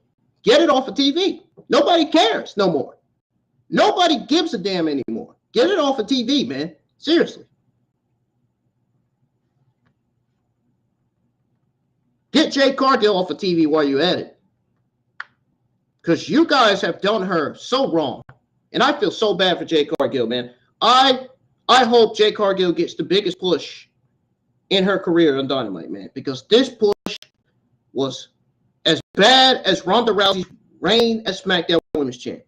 I'm telling you right now. This ain't working for Jade Cargill. This is not working. And then, if that isn't bad enough, we got a terrible main event match for Rampage. You got Anthony Bowens and Billy Gunn versus Jeff Jarrett and Jay Lethal with Saddam and Sanjay Dutt. Smells like Saddam Singh. It doesn't sound like Saddam Singh, but it looks like Saddam Singh. It looks like I see Saddam Singh on my TV, man. Rip. Get him out!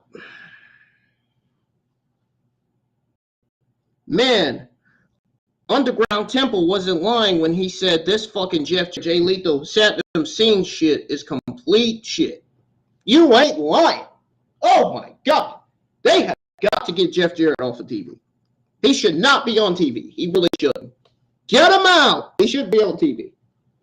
He should be helping Tony Khan. Matter of fact, I got some news on Tony Khan and Jeff Jarrett. They're part of it. Their names are going to be mentioned again. Caster wrapped away to the ring. And reference the Impact Zone. It's incredible. Bowens, Lethal. Oh, man. Pro Wrestling.net and these other wrestling geeks said it was incredible. Yeah, right. Yeah, right. Oh, man. They said the Impact Zone. It was incredible. No, it was shit. Complete garbage. Complete garbage is the Impact Zone. Impact Wrestling, period, in general. These guys are a bunch of comedians, man. Oh, my God.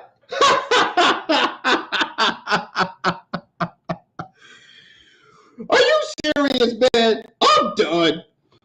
Really? So Bowens and Lethal begin the match and exchanged strikes. Jarrett then tagged in and locked up with Gunn, who tagged in. Jarrett shrugged it, but Gunn came back with a tough clothesline.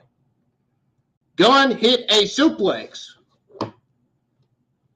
But then Lethal tagged in, and when he did tag in, Gunn tagged in Bowens, who slammed Lethal. Then Bowens scissored it out. Bowens wound up on the outside. Jarrett clotheslined him for the picture-in-picture commercial break of the evening. Back from break, Lethal and Jarrett had control. Lethal worked over Bowens. Lethal landed a snap, duplex, or should I say duplex for a 2 count. Whatever. Lethal went for a suplex, but Bowens blocked it. Jarrett tagged in and tried to work over Bowens. Gunn got hot tagged. took everyone out. Satnam Singh tried to interfere, but Gunn wasn't having it. After a second, 2. Jarrett took a punch from Caster, but then Dutt hit a low on Gunn, and Lethal hit the lethal injection for the win. The match was not that fine at all. It really wasn't. Tony Khan does not need to push Jarrett or Dutt at all. No. He could push them as much as he wants down our throats, but nobody is interested in seeing Jeff Jarrett or Sanjay Dutt on TV. Or Satnam Singh. Nobody. It doesn't seem to do not a single darn thing for no one. Now, if this was designed to make the Jeff Jarrett Lethal team to have credibility because they beat some form of the AEW Tag Champs, I'm sure some of you guys would probably look at this and be like, I'm not so sure how that would work. Really.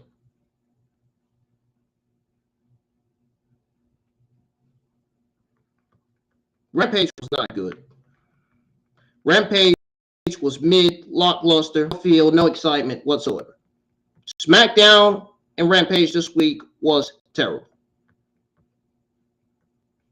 Hopefully next week's SmackDown will be the biggest SmackDown in history because Sami Zayn and Roman Reigns will be going up against John and Kevin Owens. And I will give you guys the card for next week's episode of SmackDown whenever I go over your WWE AEW Saturday Night News, which will be in the minute. So, if you guys enjoyed SmackDown, thumbs up. Let me know in the live chats or let me know in the comments below when the stream ends. I appreciate you guys for being here, man. And thank you guys so much for the overwhelming support. I'm loving the support you guys are giving me on my channel. Keep it up, man. It's going a long way. In ways that you guys don't realize. Again, subscribe to the channel if you're new. Hit the thumbs up. Let's get a lot of likes on the stream minimum. No complaints. No whining whatsoever. Guys, I need a break. I deserve it. I will be right back. I will be back in about 4 or 5 minutes. I got some Christmas, New Year's music playing for you guys already. So just sit tight.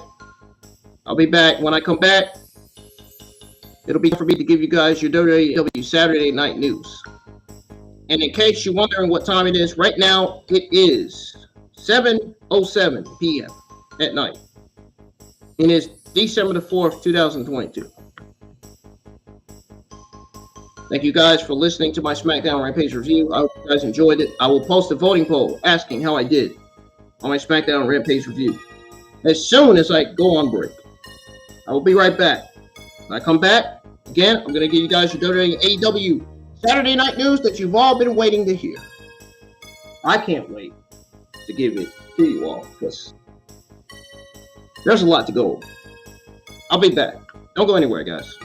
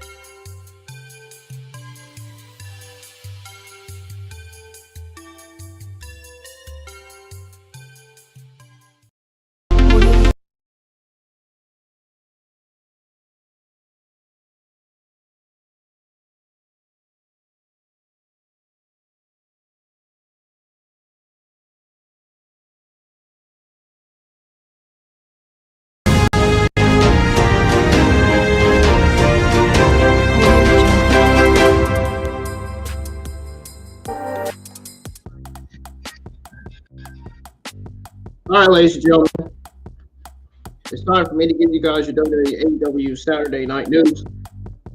Something wasn't right. I don't know what my stream was doing. Sorry about that. I don't know what that was about. But anyways, guys, we got a lot of WWE AEW Saturday Night News to go. We're going to start with the WWE Saturday Night News, and we're going to start with the news on Athena.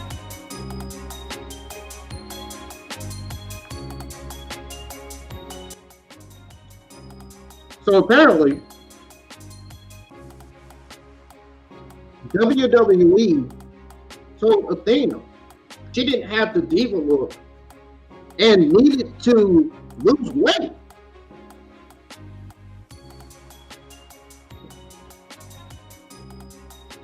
Now, when I look at the word lose weight,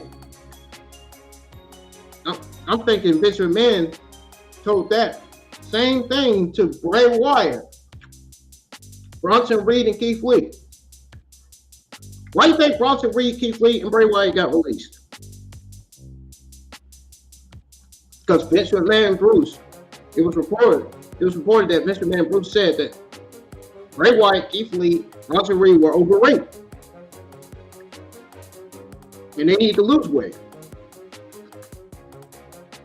And I had a lot of negative things to say about Vince and Bruce after that. It's not nice to be picking on somebody's weight. I said that. That's not cool. That's very, very rude and disrespectful to be doing that. Now, Athena was one of the highlights of WWE NXT's women's division during her time in WWE. However, this was due to her 2 runs in NXT. As her main roster run was largely forgettable, Athena had a different look than most women in NXT at that time. Fans didn't fail to notice that Athena didn't look like a stereotypical diva during her time in WWE. Now, it seems the company told her that they told it to her face during a tryout. As you guys know, Athena was released by WWE last year, and that was something no one expected. Eventually, she made her way to AEW, where she is now one of the top stars as the Ring of Honor World Women's Champion. While speaking on the Talk is Jericho podcast, Athena claimed that her first WWE tryout, the company told her that she did not have the diva look. In addition to that, she was told to lose weight. And we all know who that was told by, Vince and Bruce. It says here, and I quote, "I remember getting this form that said, doesn't have the diva look. Work on that. They had this whole pamphlet on what you did well, what you didn't do well, what you need to work on. Main critique was doesn't have diva look." And then she goes on to say, "I remember just being told, I just don't know if we should sign you or tell you to lose some more weight." I was like, I can lose the weight. Just sign me so I can lose the weight. I'm like, yes, all right, we got this. We hit that one, hit that number, but it was not in the healthy way because I wanted it so bad.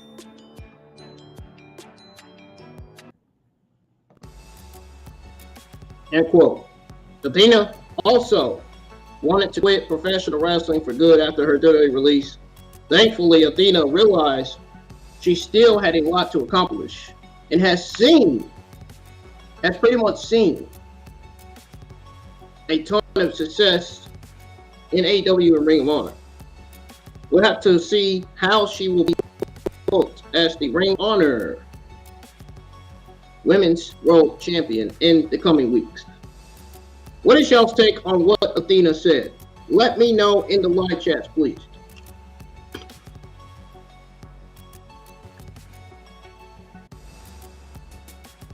All right, guys, moving on to your next WWE Saturday Night News. This one's on Shawn Michaels.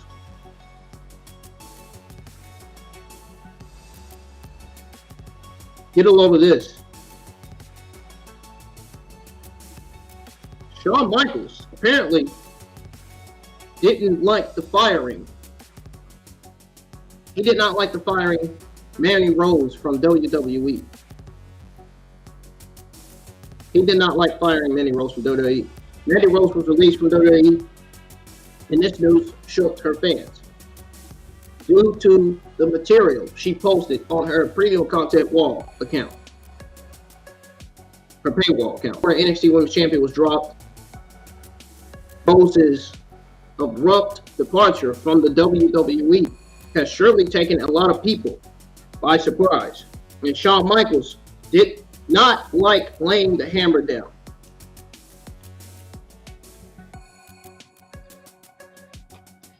As Ringside News reported exclusively over the past few days, Mandy Rose was dismissed from her contract by WWE when the company management learned that she was publishing pornographic material on the Fantime website.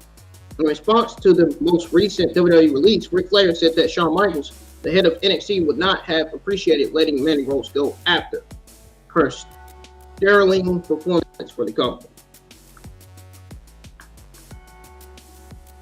Shawn Michaels reportedly learned of Mandy Rose's Fantime account through Matt Bloom, and despite being one of the roster's most improved talents, she was fired right after.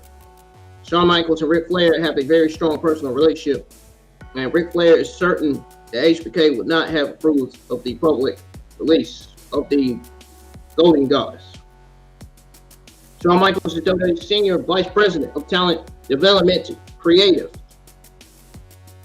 Ric Flair is aware that his former on-screen rivals' employment and societies a few difficult choices, which he would want to avoid. Now, Flair revealed on his To Be the Man podcast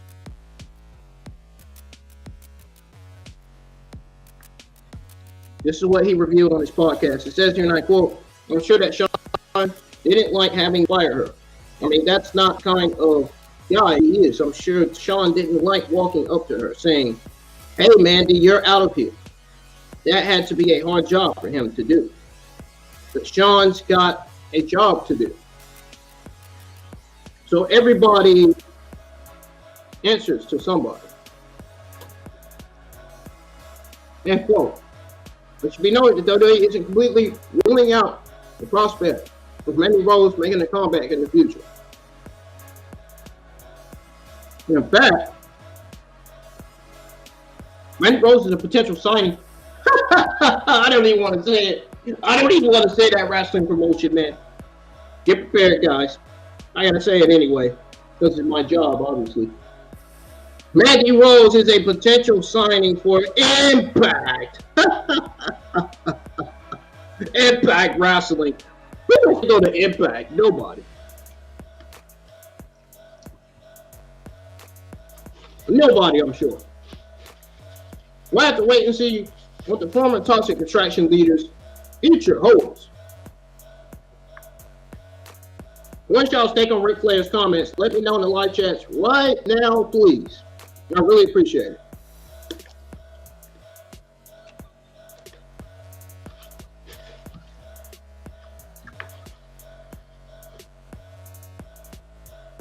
Now,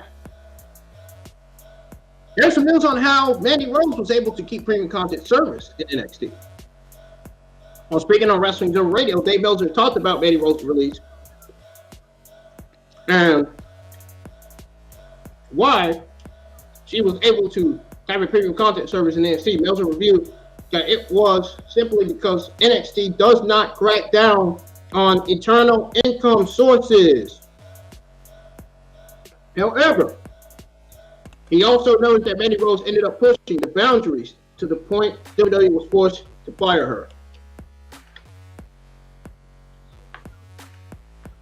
It says here, and I quote, "Being fired was the greatest thing for her pocketbook ever.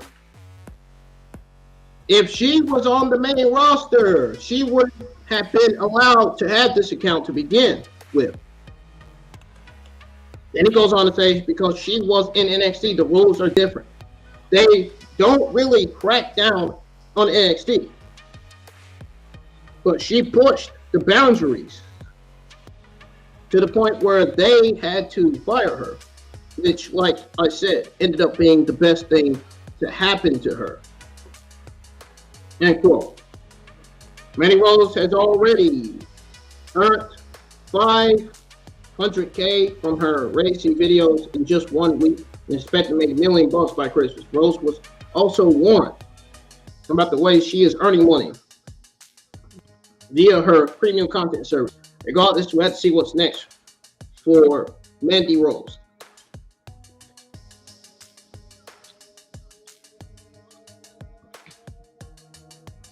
What's y'all's take on Mandy Rose's WWE firing?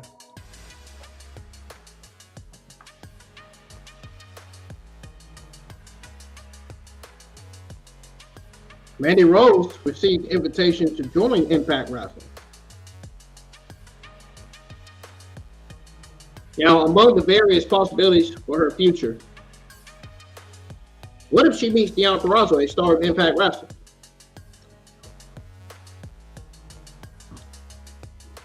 Purrazzo would be happy to have Mandy Rose join Impact Wrestling should she decide to pursue a career in professional wrestling in the future. In an interview with Metro.co.uk, two-time Knockouts World Champion said this, and I quote, "I'm going to open the door and welcome her in. I think that Mandy Rose came to NXT a year and a half, almost 2 years ago, to the Mandy Rose we see today as a complete evolution of Mandy Rose." Purrazzo continued to say, to see her in a different light and on a different platform, and see what else she can do without the WWE confines, is going to renovate her again. Obviously, we can't speculate what she's going to do or what her mindset is. If she wants to wrestle, if she doesn't want to wrestle, it wouldn't be fair too. But if she chooses to wrestle, I want to wrestle her. End quote. Says Deonna Purrazzo. One of the main concerns for Rose's future is whether she needs to wrestle once more. Since being let go by the company, the former WWE superstar has already made an absurd sum of money. Furthermore, Tommy Dreamer recently stated that Impact Wrestling would love to have Rose joining the roster as an in-ring performer. There's no way Mandy Rose is going there. No way. My ECW icon said on a recent episode of the Bustin' Open podcast. This is what Tommy Dreamer said. He said, and I quote, "If she doesn't go to AEW, 1,000% Impact would love to have her, because if you're a star and you're in the ring, and if AEW doesn't jump on that, Impact will." Dreamer added, "Hey Mandy, Rose, call me, text me, DM me." End quote. Mandy Rose's release from WWE was met with divisive responses on Twitter. What will ultimately happen to Mandy Rose is still unknown at this time.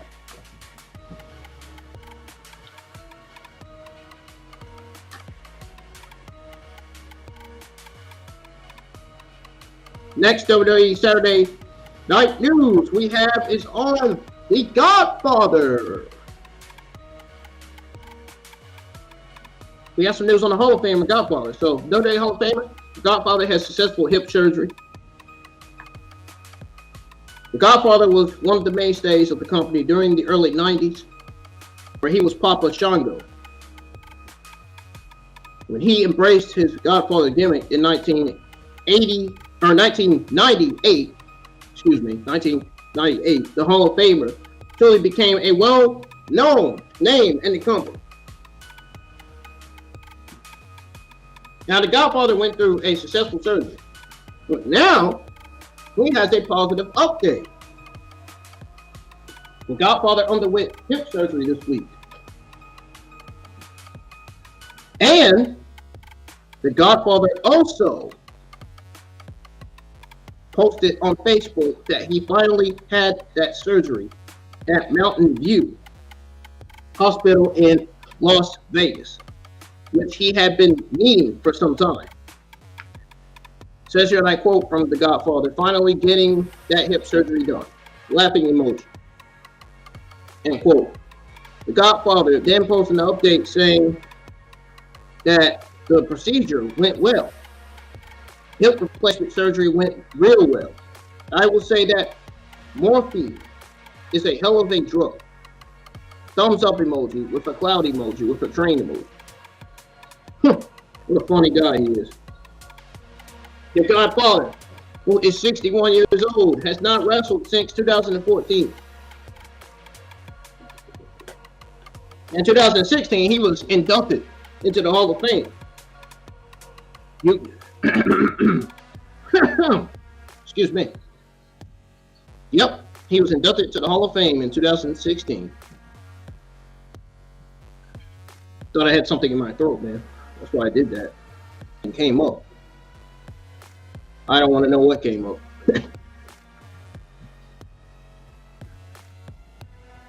There's some news on Monday Night Raw.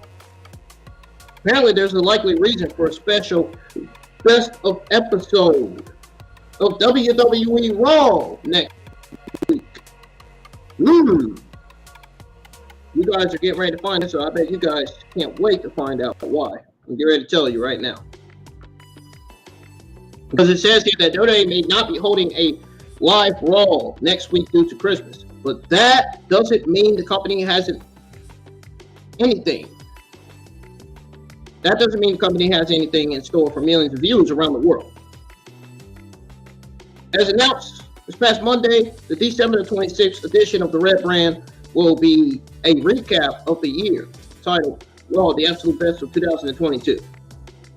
With that being said, WWE talent will still be on the road for live events. Sean Ross Sapp offered a likely explanation for WWE holding a best of episode of Raw instead of a live show from behind Fightful's paywall. According to the report, the decision was taken to give the production staff additional time off. That sounds good. Says here, and I quote, there won't be a new WWE Raw on December 26th with a best of show airing. The talent will still be on the road working live events. Fightful has been inquiring about the status of the December 26th Monday Night Raw since before the announcement, and spoke to some within the company following it. One talent indicated they hadn't been told the reason and said that they were wondering themselves as to why, before updating and noting that it was likely to give production workers some additional time off. Another WWE source confirmed this, mentioning that when WWE does live events, it requires far less people, and even sometimes entire departments won't have to work those. WWE will not have had television tapings from December 20th through December 28th on the main roster, giving that group an extended period off. One top talent also followed up with Fightful, knowing that it's possible a good move, even leading into John Cena's in-ring return on December the 30th, and the first Raw of the year on January the 2nd. That talent also says while they wish they had a little more holiday time off, they're reimbursed well to work December 26th and the week following. End quote. According to PW Insider, WWE will return to Madison Square Garden on the 26th for a house show. The main event of the show will feature a tag team match between Kevin Owens and stupid Braun Strowman and the Usos. So this is the card for the house show. Kevin Owens and Braun Strowman versus the Usos. Gunther versus Shinsuke Nakamura versus Ricochet versus Kofi Kingston versus Santos Escobar in the ladder match for the Intercontinental Championship. Bray Wyatt with Morgan, Eric Rowan, Scarlett. Hit Row will appear. That's the card for the house show. What's y'all take on this story? You know.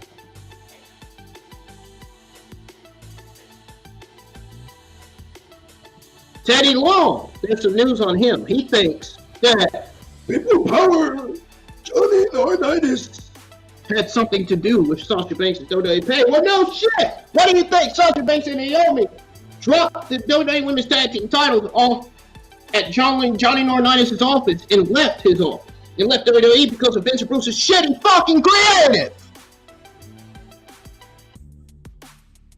Sasha Banks expressed her frustration with Vince McMahon's booking by walking out on the company in the middle of Monday Night Raw on May the 16th, 2022. The boss negotiated her exit with WWE in the months followed her exit.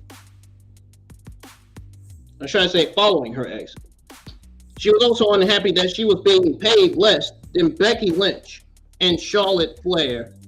According to Teddy Long, Sasha Banks' pay controversy might have stemmed from an internal issue. The former SmackDown general manager provided his take on the subject during the appearance on Sportskeeda Wrestling's one-on-one podcast. This is what Teddy Long said, guys. Listen up. It says here, and I quote, "It could be some inside thing we may not know about that was keeping her from getting that kind of money. So I just don't know what to tell you, man. Maybe the guy who wasn't there, Laurinaitis, maybe he got something to do with it too. So you never know." End quote. New Japan Pro Wrestling is giving Sasha Banks a lot of money to appear at the upcoming Wrestle Kingdom 17 event. Boss arrived in Japan ahead of New Japan Pro Wrestling's biggest wrestling event of the year. She's going to be there. She is definitely going to be there. What's y'all's take on this story? There's some news on Charlotte Flair's whereabouts amidst WWE absence revealed. Ric Flair provided an update on Charlotte Flair's whereabouts amid her WWE absence on the latest episode of To Be the Man podcast. According to the Nature Boy, the former SmackDown Women's Champion is currently vacationing with her husband in Italy. Hint, her husband happens to be Andrade. Charlotte recently dropped tease for a WWE return with an hourglass emoji. She was the last woman to return at Survivor Series as a surprise member of Bianca Belair's team for the Women's War Games match. The rumor didn't come to pass. Charlotte Flair is heavily rumored to kick off a feud with Bianca Belair with a potential showdown for the Raw Women's Championship at WrestleMania 39. I'm hoping it's Rhea Ripley versus Bianca Belair and not Charlotte Flair versus not Charlotte Flair versus Bianca Belair. I can't see that as being the match for WrestleMania 39. I want to see Bianca Belair versus Rhea Ripley for the Raw Women's Championship. That's a better match than Charlotte Flair versus Bianca Belair. Given that Charlotte Flair has one of the worst moonsaults in WWE. And her promos are not all that good.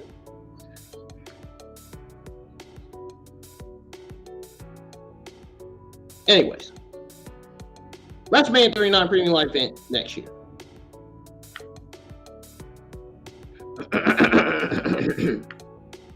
Man, my throat is feeling some type of way. I don't like this feeling. I got some news on Drew McIntyre's status for WWE Madison Square Garden house show. Top stars including Kevin Owens and the Usos will work the house show. Drew McIntyre was originally booked to wrestle in the show's main event, but his injury forced WWE to come up with a different plan, according to PW Insider. The Scottish Warrior was set to join the Babyfaces for a huge 8-man tag team match. However, Madison Square Garden house show will now be headlined by Kevin Owens, Braun Strowman, and Usos. Says here, and I quote, WWE sources have confirmed that the reason a change was made to their Madison Square Garden main event on Monday, December 26th, for the annual post-Christmas event, is that Drew McIntyre will not be cleared to return to the ring by the time the show takes place.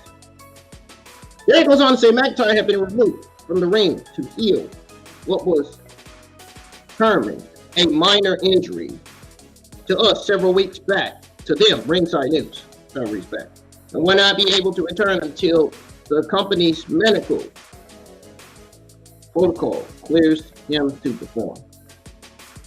Up until early today, the expectation had been that McIntyre would return at WWE SmackDown Live event starting Monday, December 6th. He would take part in an 8-man tag team bout to headline those SmackDown shows. Instead, shows will now be headlined by the Usos versus Braun Strowman and Kevin Owens.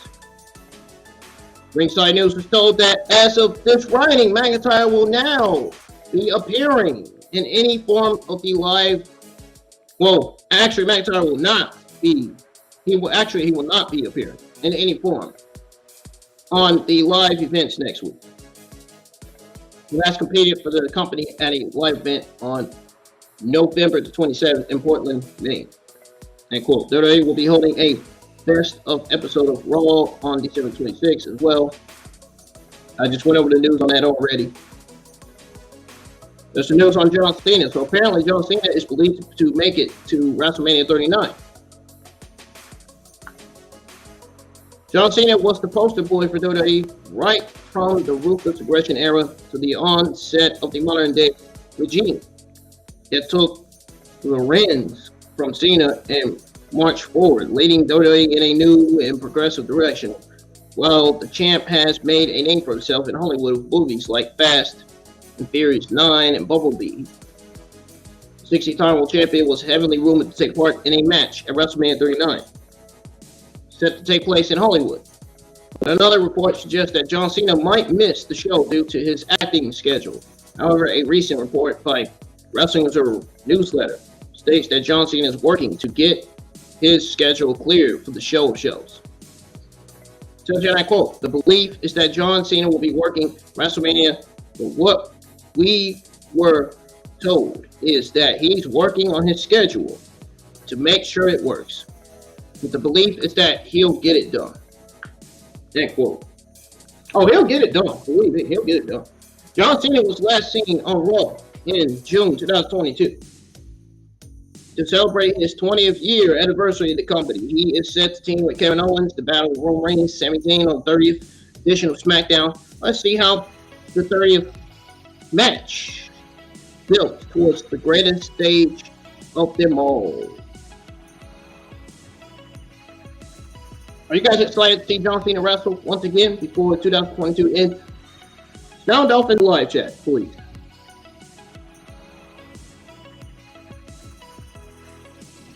We got some news on Kairi Sane. So WWE has not apparently contacted Kairi Sane about Royal Rumble appearance. As you all know, Kairi Sane parted ways with WWE's weekly television programs, moved back to Japan. She also earned her degree while there. She got married, all while she maintained an ambassador gig with WWE. Many believe her contract with WWE expired. And that was the case as her contract ran out earlier this year.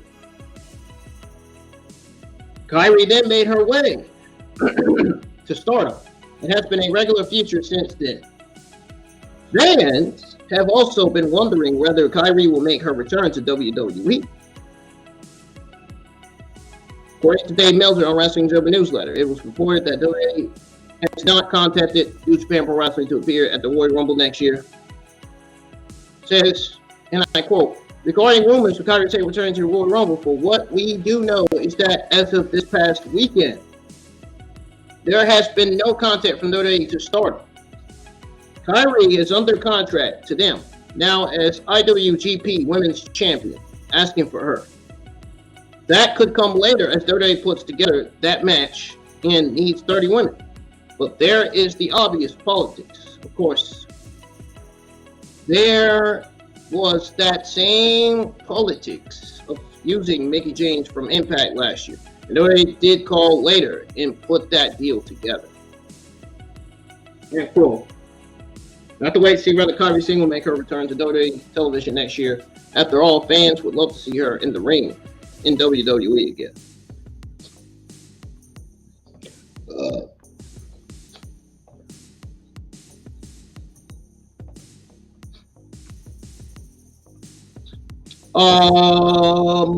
What is y'all's take on Kyrie Singh? Let me know.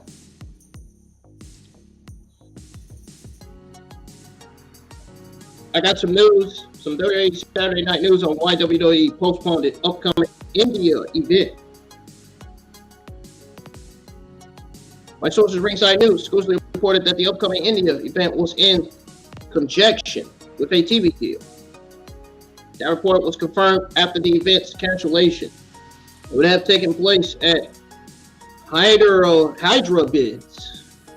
indoor stadium.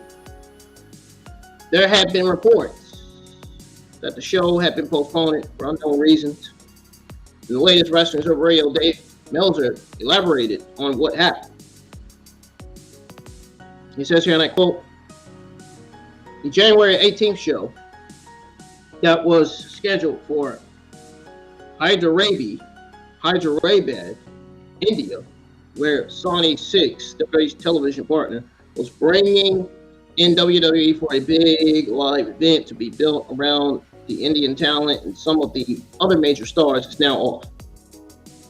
The decision was made by Sony 6, which is working with Z and India to hold off the show until the merger is finalized.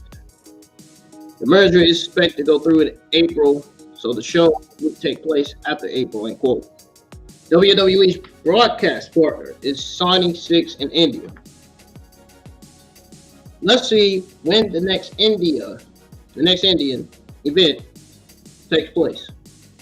Outside the US, India is WWE's biggest market, and their fans haven't received a live show in over 5 years. What do you guys think of this story?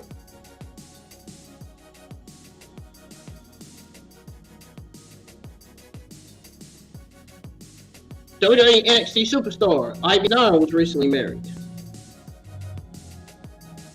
Got some news on her. In 2011, Ivy Nile joined the relaunched Black and Gold brand, working alongside Roderick Strong, Rose Creed, Julius Creed of the Diamond Mine. She began her career as a singles competitor with the stable. Ivy Nile had a few cameos on the main roster during the pandemic era before joining the developmental brand and becoming a stable on WWE NXT. Ivy also competed on Raw Underground, where she was defeated by Shayna Baszler. She took to Instagram to share her photos from the wedding day. She said here, and I quote, "for the rest of my life," end quote. Earlier this year, Ivy Nile met her partner, Irene Livy, in a private ceremony in front of fans and family. The NXT Women's Tag Team division was thrown into disarray. No, that's not what I was going to say. What I was going to say was, put it this way, the NXT Women's Division, the Women's Tag Team Division was thrown into disarray when Cora Jade betrayed Roxanne Perez, costing her a title match against former NXT Women's Champion Mandy Rose.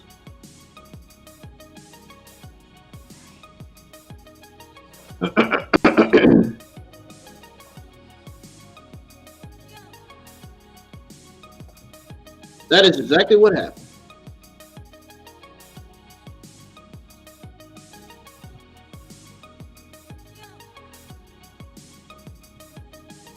So your next WWE Thursday night news, we have, hang on, I haven't even got that far on the page yet.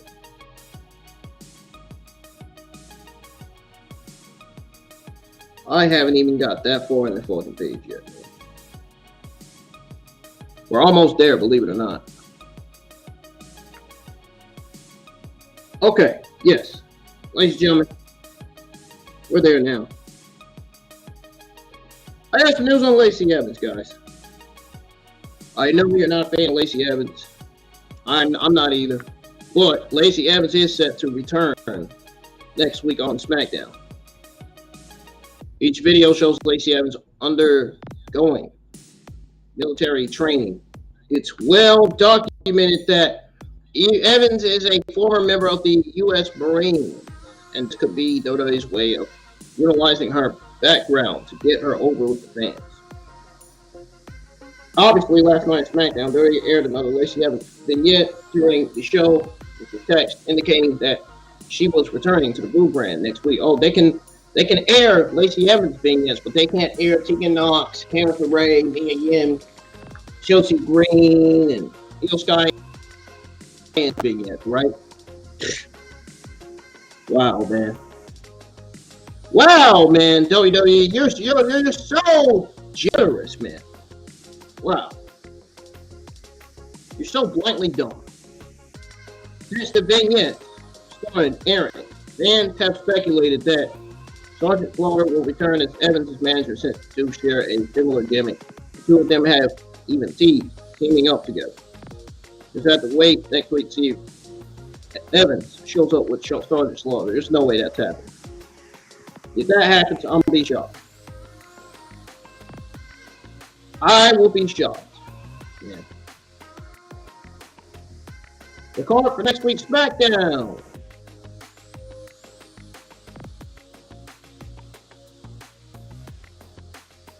As you all know, Raquel Rodriguez suffered a terrible injury at the hands of Ronda Rousey and Shayna Baszler. Next week, the Texas powerhouse will look to get her revenge, earn herself a title shot in the. I don't know why they're booking Rodriguez versus Ronda Rousey for the SmackDown Championship next Friday, when it should be saved for the 2023 Royal Rumble pay-per-view. It doesn't make sense whatsoever. Ronda Rousey versus, not to mention Ronda Rousey versus Raquel Rodriguez for the SmackDown Championship is already booked for the Royal Rumble. So why would they add her to the Gauntlet match? See, this goes back to what I said on my SmackDown review earlier. It doesn't make sense. This shit sucks. It legitimately doesn't creatively make sense, man. It really doesn't. December 30th, 2022 edition of SmackDown will also feature the return of Lacey Evans with a little gimmick. Great, I can't hardly wait. Nobody cares. As well, WWE aired a vignette hyping up her comeback during SmackDown this week. I already went over that. Plus, Solo Sikoa will take on Sheamus in a grudge match. The main event of SmackDown will see the in-ring return of John Cena. The C Nation leader will team up with Kevin Owens against Roman Reigns and Sami Zayn. So that's basically your card for SmackDown, basically. Got some news on the identity of the cameraman that Bray Wyatt attacked during SmackDown. The cameraman's role identity is JT Energy, who has been a pro wrestler for 6 years, says Ringside News, and was trained by Seth Rollins, says Ringside News. He took to Twitter and stated that he may never be the same again after Wyatt's attack. We'll have to wait and see how WWE will book Bray Wyatt and LA Knight's feud in the coming weeks. For that time being, fans are not really into the storyline for a variety of reasons.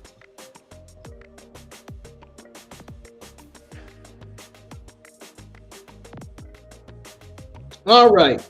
There's also some news on the identity of Dancer during Miracle on 34th Street fight on SmackDown Review, which I already know who it is because I've seen her on Dark and Elevation. in the past. Another spot saw a Rihanna emerge from a giant gift box as Kaiser Vinci opened it. The ballerina has now been identified as Ashley DM Boss, who is also an in-ring competitor in Maria Kanellis' women's wrestling army promotion. Maria posted on Twitter congratulating Ashley for her SmackDown, while also praising her multiple talents. She says here, and I quote, "Yes, multiple talents, super athletic, speaks French and English, smart, beautiful, sweet, keep fighting." End quote. Maria Kanellis created the all-women exclusive women's wrestling army promotion on April 14, 2022 as an initiative to promote women's wrestling to the next level, with Ashley DM Boss looking to be a top prospect of the company with a bright future ahead.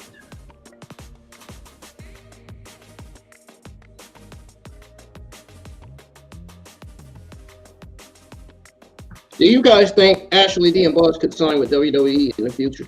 Let me know. Damn, she was good at doing it too. She was good at doing it. I admit. I will admit, man. She looks very good at doing it. Very beautiful at doing it too.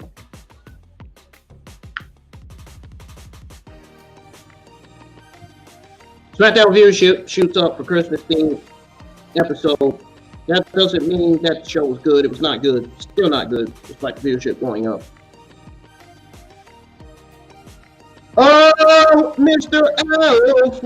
Alfred is up. No, I'm just joking.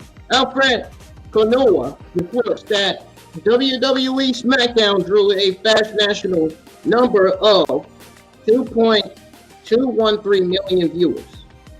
That was quite a number as WWE heads into the end of 2022. 76 episodes of SmackDown brought in an overnight viewership of 2.056 million with a 0.5 to 18.9 demographic. Interestingly enough, they averaged 2.056 million viewers for both hours of the show. December 9th episode of SmackDown brought in an overnight average of 0.15 million views with a 0.5 and 18.9 demographic. And December the 2nd episode of WWE SmackDown brought in an overnight average of 902,000 viewers with a 0.25 and 18.9 demographic. They were on FS1 that week due to other sports kicking them off Fox.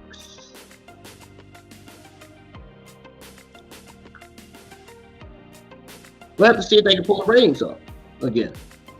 What's y'all's take on WWE's progress on SmackDown?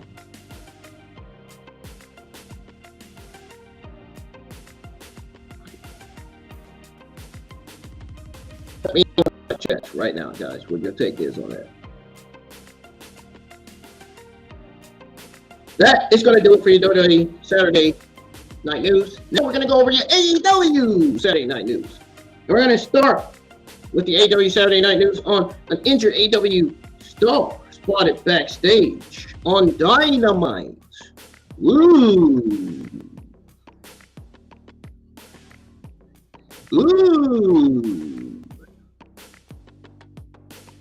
And guess who it is? Guess who that AEW star was spotted backstage at AEW Dynamite? It happened to be Thunder Rosa. Thunder Rosa. Thunder Rosa.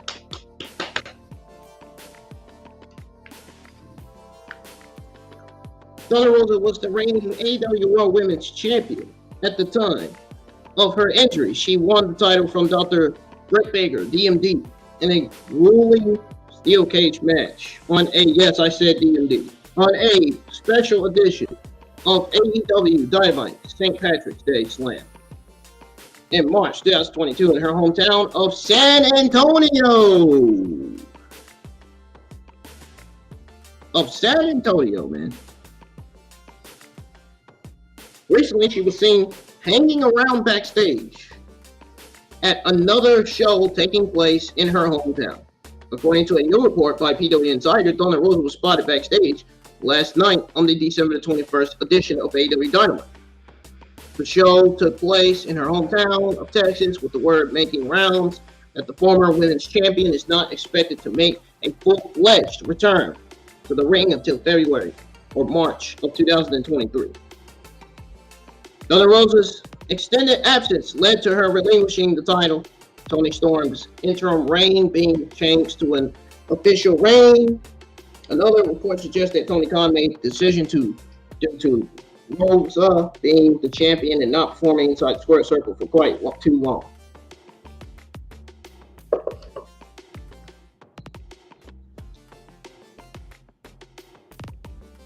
Now my question is, do you think Thunder Rosa would make her return in early 2023?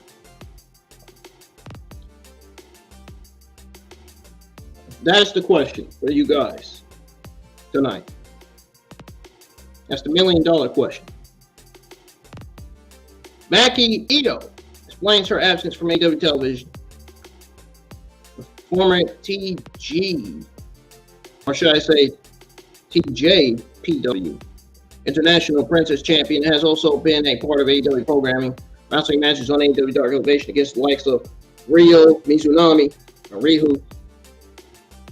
Maki Ito recently spoke about her absence from AEW, waiting on not making as many AEW appearances as the fans expected. She spoke about this during an interview with Steve Fall for WrestlingNews.co.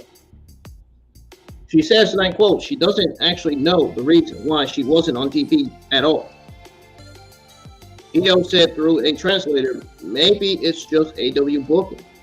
She's not very sure. She didn't have a problem working visa, because it's a too long process to get a person there for a long time, right? But recently, thanks to the team at AEW, she could have a visa for more long-term appearances. So who knows? Maybe next time.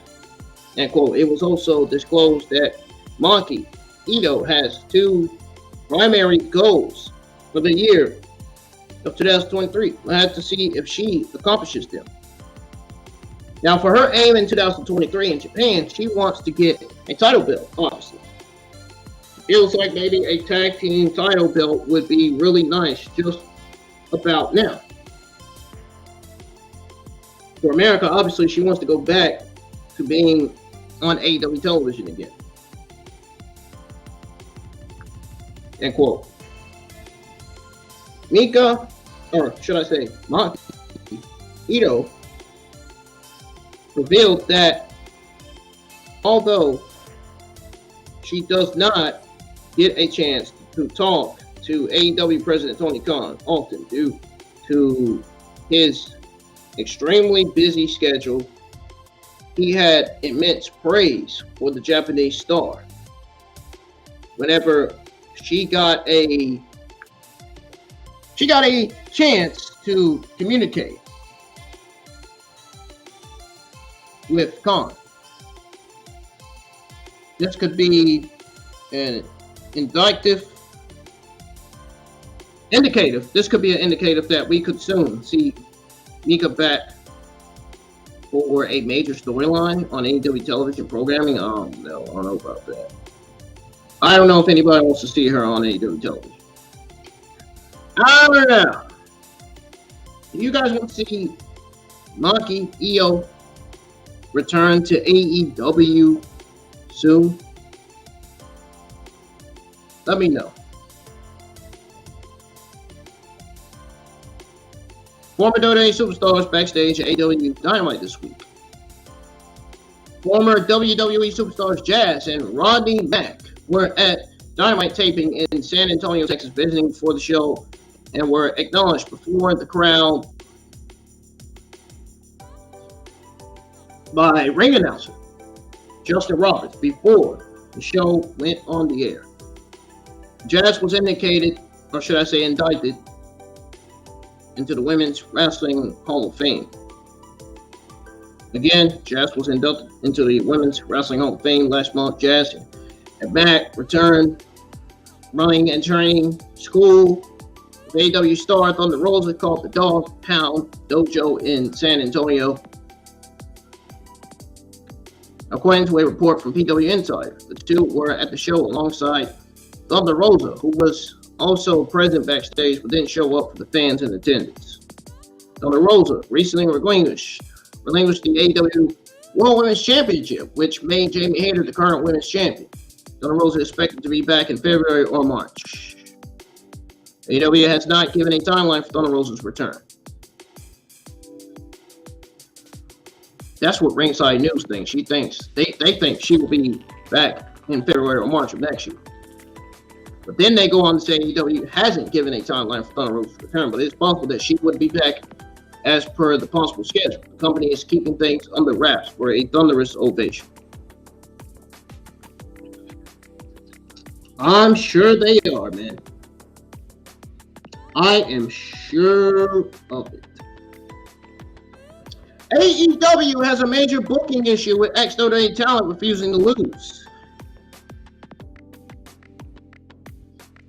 AEW star Miro has not been seen in AEW since All Out, and he has not even wrestled on Dynamite for a few months. He should be on TV feuding with Samoa Joe for the TNT Championship, should he? I think he should.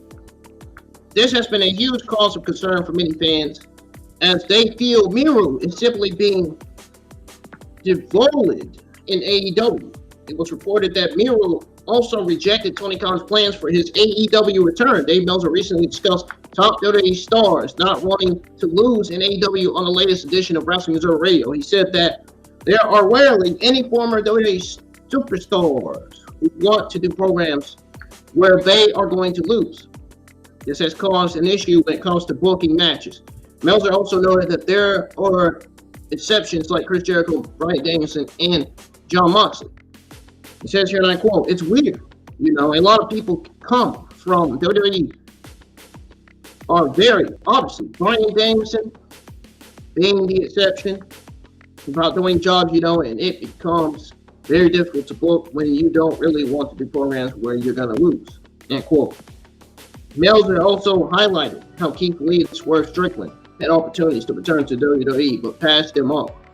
The former Rusev wants to win the AEW World title in the future. He is currently off AEW television after refusing to lose in a program that Tony Khan pitched to him. It remains to be seen when the Redeemer will finally make his triumphant return to AEW television. What do you guys think of this story?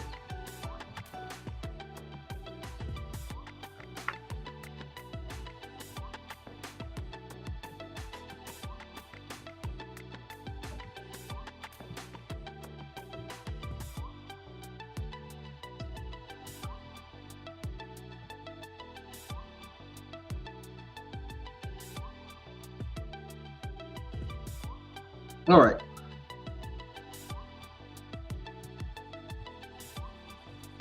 See if we can.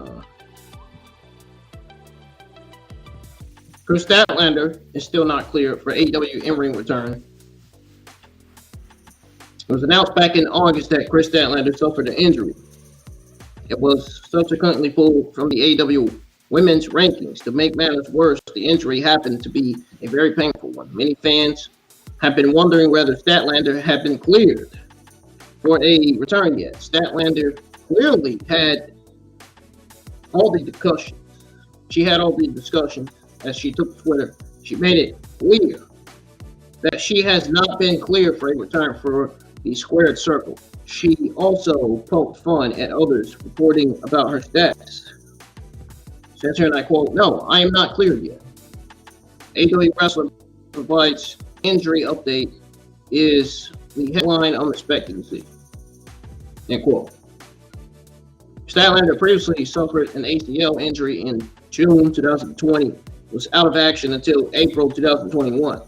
Remains to be seen when she will be able to make her triumphant return to AEW television.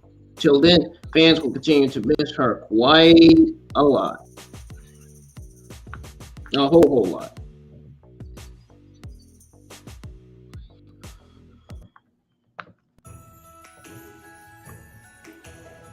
News on Jeff Hardy's pre-trial hearing again. Tired of seeing this news, man. I really am. One PW Insight. The court granted Jeff Hardy's motion to postpone his scheduled pretrial hearing again in connection with his DWI arrest in Florida on December 20th. The new hearing date is the 18th, January 2023. Says that I quote, on December 20th, the court granted Jeff Hardy's motion to postpone his scheduled pretrial hearing in connection with his DUI arrest in Florida. The new hearing date is January the 18th, 2023. And watch them postpone it again. They're going to postpone it again when that gets here, when that month gets here. Watch. I'm telling you, they're going to do it. I'm telling you what I know right now, guys. Jeff Hardy was arrested on the 28th of June at 9:55 a.m. and charged with DWI, alcohol, or drugs. Third offense with 10 years.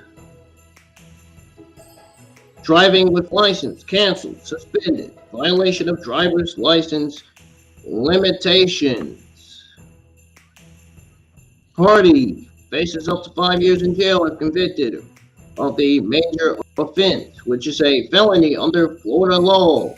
Others would be classified as misdemeanors. Do you guys continue to feel bad for Jeff Hardy? I gotta know. Now, there's some more news on Miro.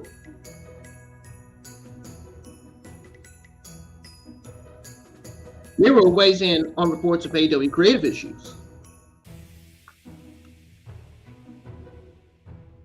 Miro's wife, CJ, Perry, did an interview where she stated that Rusev Day is never over, by also stating that everyone eventually returns to the WWE. Following that comment, Dave Meltzer reported that a comment made by CJ Perry resulted in Miro not being booked following Full Gear.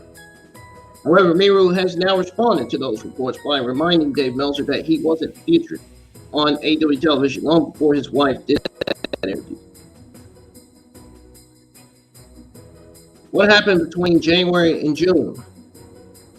Says Miro, and quote,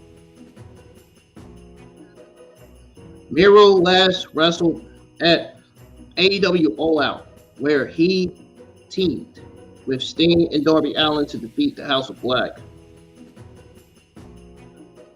Miro hasn't been seen on TV since that match.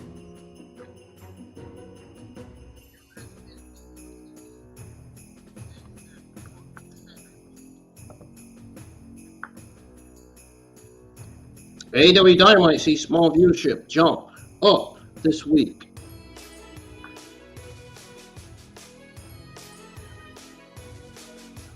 AEW brought a lot of action on Dynamite this week in a final show before Christmas. That being said, how many viewers did Tony Khan's company bring in? WrestleNomics reports that the December 21st episode of AEW Dynamite brought in an overnight average viewership of 957,000 viewers with a .30 and 18.49 demographic. December 14th episode of AEW Dynamite brought in an overnight average of 950,000 viewers with a .33 and 18 to 49 demographic.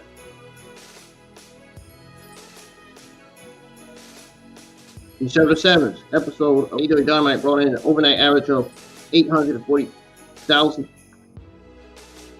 with a .29 and 18 to 49 demographic.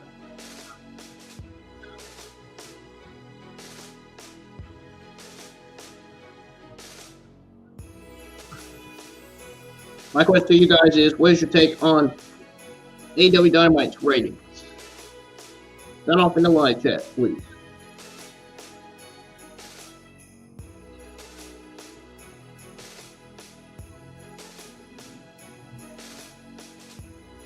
Moving on to the next news, guys. Your next AEW Saturday Night News. AEW locks down possible names for new events. AEW held 5 pay-per-view events in addition to countless television specials between January and December 2022. The number of special events may go up in 2023. According to Fightful, AEW recently filed to trademark Wrestle Bowl and Wrestling Bowl with the intent of covering the categories of conducting entertainment and habitation in the nature of wrestling and habits and performances by professional wrestlers. This comes after Tony Khan brought in a former top WWE executive to assist AEW with improving the quality television production. Khan is also working with Jeff Jarrett. See, that's what Jeff Jarrett should be working with. He should be on TV wrestling. He should be backstage working with Tony Khan and the writers and producers to introduce live events. That's what he needs to be doing. That's the only thing Jeff Jarrett needs to be there to do. It remains to be seen how AEW will implement the changes. What's y'all's take on this story? That Satnam Singh, Jeff Jarrett, Jay Lethal bullshit? Nah. That bullshit on TV? No, it's not working. That ain't working. Nah. Nobody gives a shit anymore. Nobody cares. Get Satnam Singh and Jeff Jarrett off the fucking TV. Get Sanjay Dutt off the TV while you're at it. Have Sanjay Dutt back there producing shows instead of having him on TV.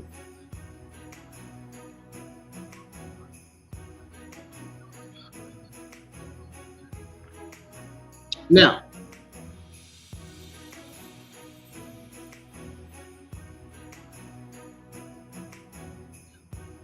there's some news on AEW dropping promo for new Dynamite during Rampage. And then your last AEW Saturday news is going to be on AEW adding new tag team matches to Dynamite next week. I'm going to give you guys the card for Dynamite. First, we're going to go over the news on AEW dropping that promo for new Dynamite during Rampage. AEW ran a video teaser for the upcoming changes to Dynamite's presentation during Rampage last night.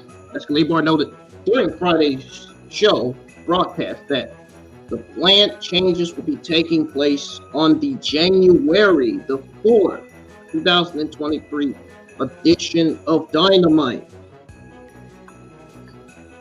The magnitude of these changes is unknown at this time. That being said, the December 23rd teaser did reveal a new logo design and color scheme for Dynamite.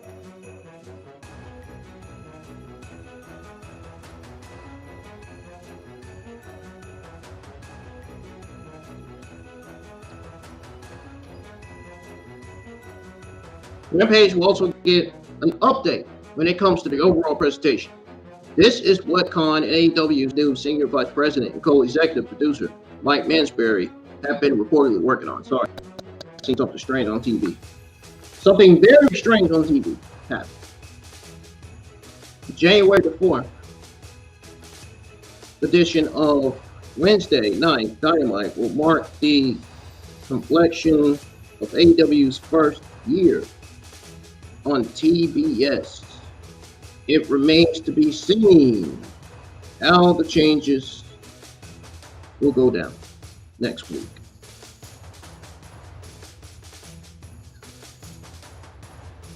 What's y'all's take on this story? Let me know. AEW adds tag team matches to Dynamite next week. As your last Saturday night news, folks.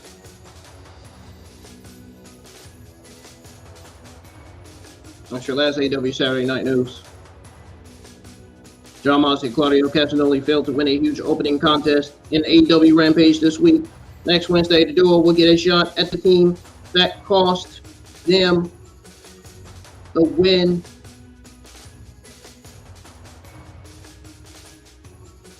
AEW announced that Jon Moxley and Claudio Castagnoli will team up to take on Top Flight on Dynamite's Wednesday. Top Flight and AR Fox won the $300,000 Three Kings Christmas Casino Trio Battle Royal on Rampage tonight. Plus, Ruby Soho will team up with Willow Nightingale against Tay Mello, and Anna Jay.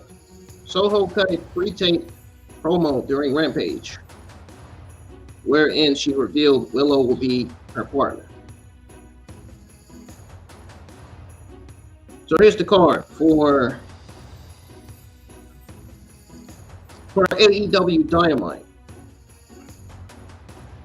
I think this is AEW Dynamite New Year's, if I'm mistaken.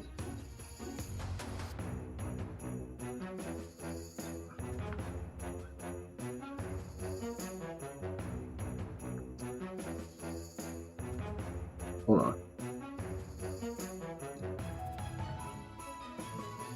Sunday, Monday, Tuesday, Wednesday. Yeah, this is AEW Dynamite New Year. I think this is AEW Dynamite New Year's. I think.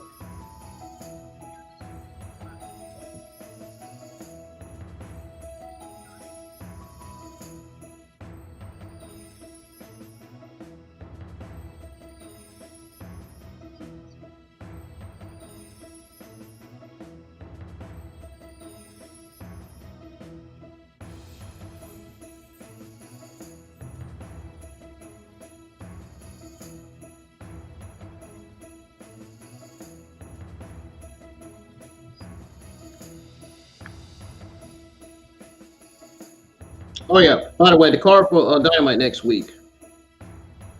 We got Samoa Joe versus Wardlow, AEW TNT Championship match. Elite versus Death Triangle, Falls Count Anywhere, Jon Moxley and Claudio Castagnoli versus Top Flight. Louis Soho, Will and Nightingale versus Tay Mello and Anna Jay. And Danielson versus Ethan Page. That's the card for Dynamite. Which I'm assuming is Dynamite New Year's. That is what I'm assuming right now.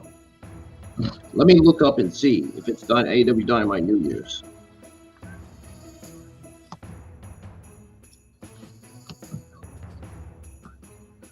I think it's Dynamite New Year's Smash. That's what it is.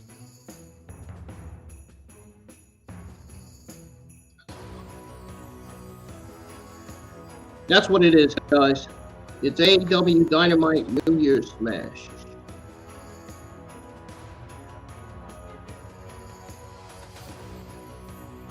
So AEW Dynamite New Year's Smash will be next Wednesday.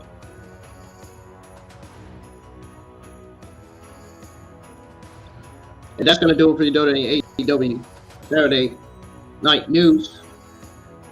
If you guys enjoyed me giving you guys your AEW Saturday Night News, let me know.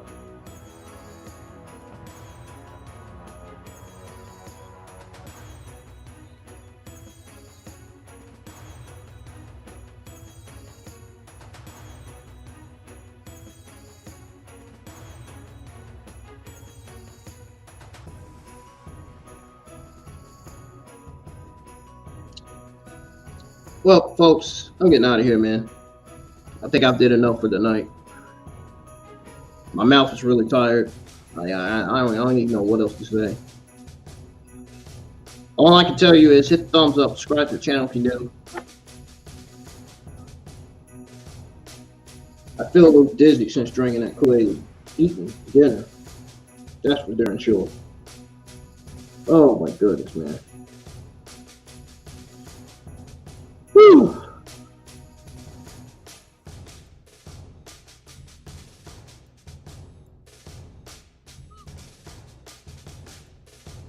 Oh my goodness.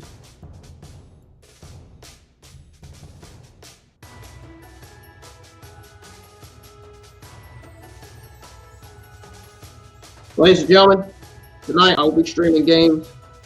We are going to start with Game. We'll start with streaming a little bit of Game, and then we'll probably stream WWE 2K20. I don't know.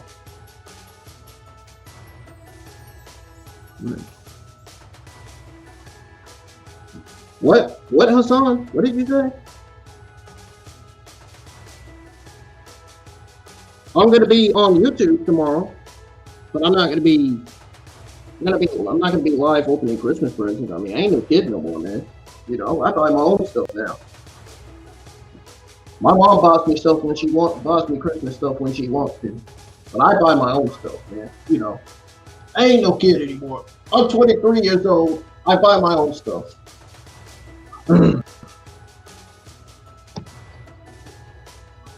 Oh, man. The schedule tonight was supposed to be streaming Dota 2K22 first and then Splitgate, but I'm going to stream Splitgate first. It's going to be the opposite. I'm going to stream Splitgate first, and then stream Dota 2K22, and then probably stream that Stickman Warriors Dragon fight game on the laptop. Maybe in the morning. I may be up in the morning. Maybe up early in the morning, streaming that. And then it's afternoon, stream Stickman Warriors Legend, and then Dragon Ball Z Steel. Now, the two new games I just mentioned, those are the two new games I'll be streaming this weekend. I'm going to try to get the Splitgate thumbnail done real quick so I can set this extender up, see if this extender is going to keep the stream from going black. I got a new extender. I'm going to go ahead and finish eating the rest of my food here when I get off the stream. So, guys, I'll see you in the live chat for Splitgate, hopefully tonight. I may end up changing my mind and stream Dota 2K22, but it's going to take me, it's going to take quicker. It's going to take me, what was I going to say?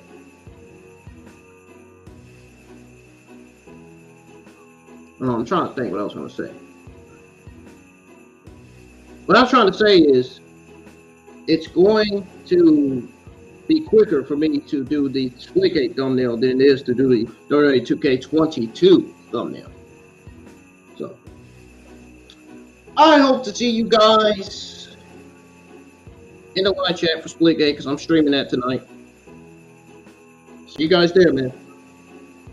Hopefully you guys will see the quality on the stream, hopefully.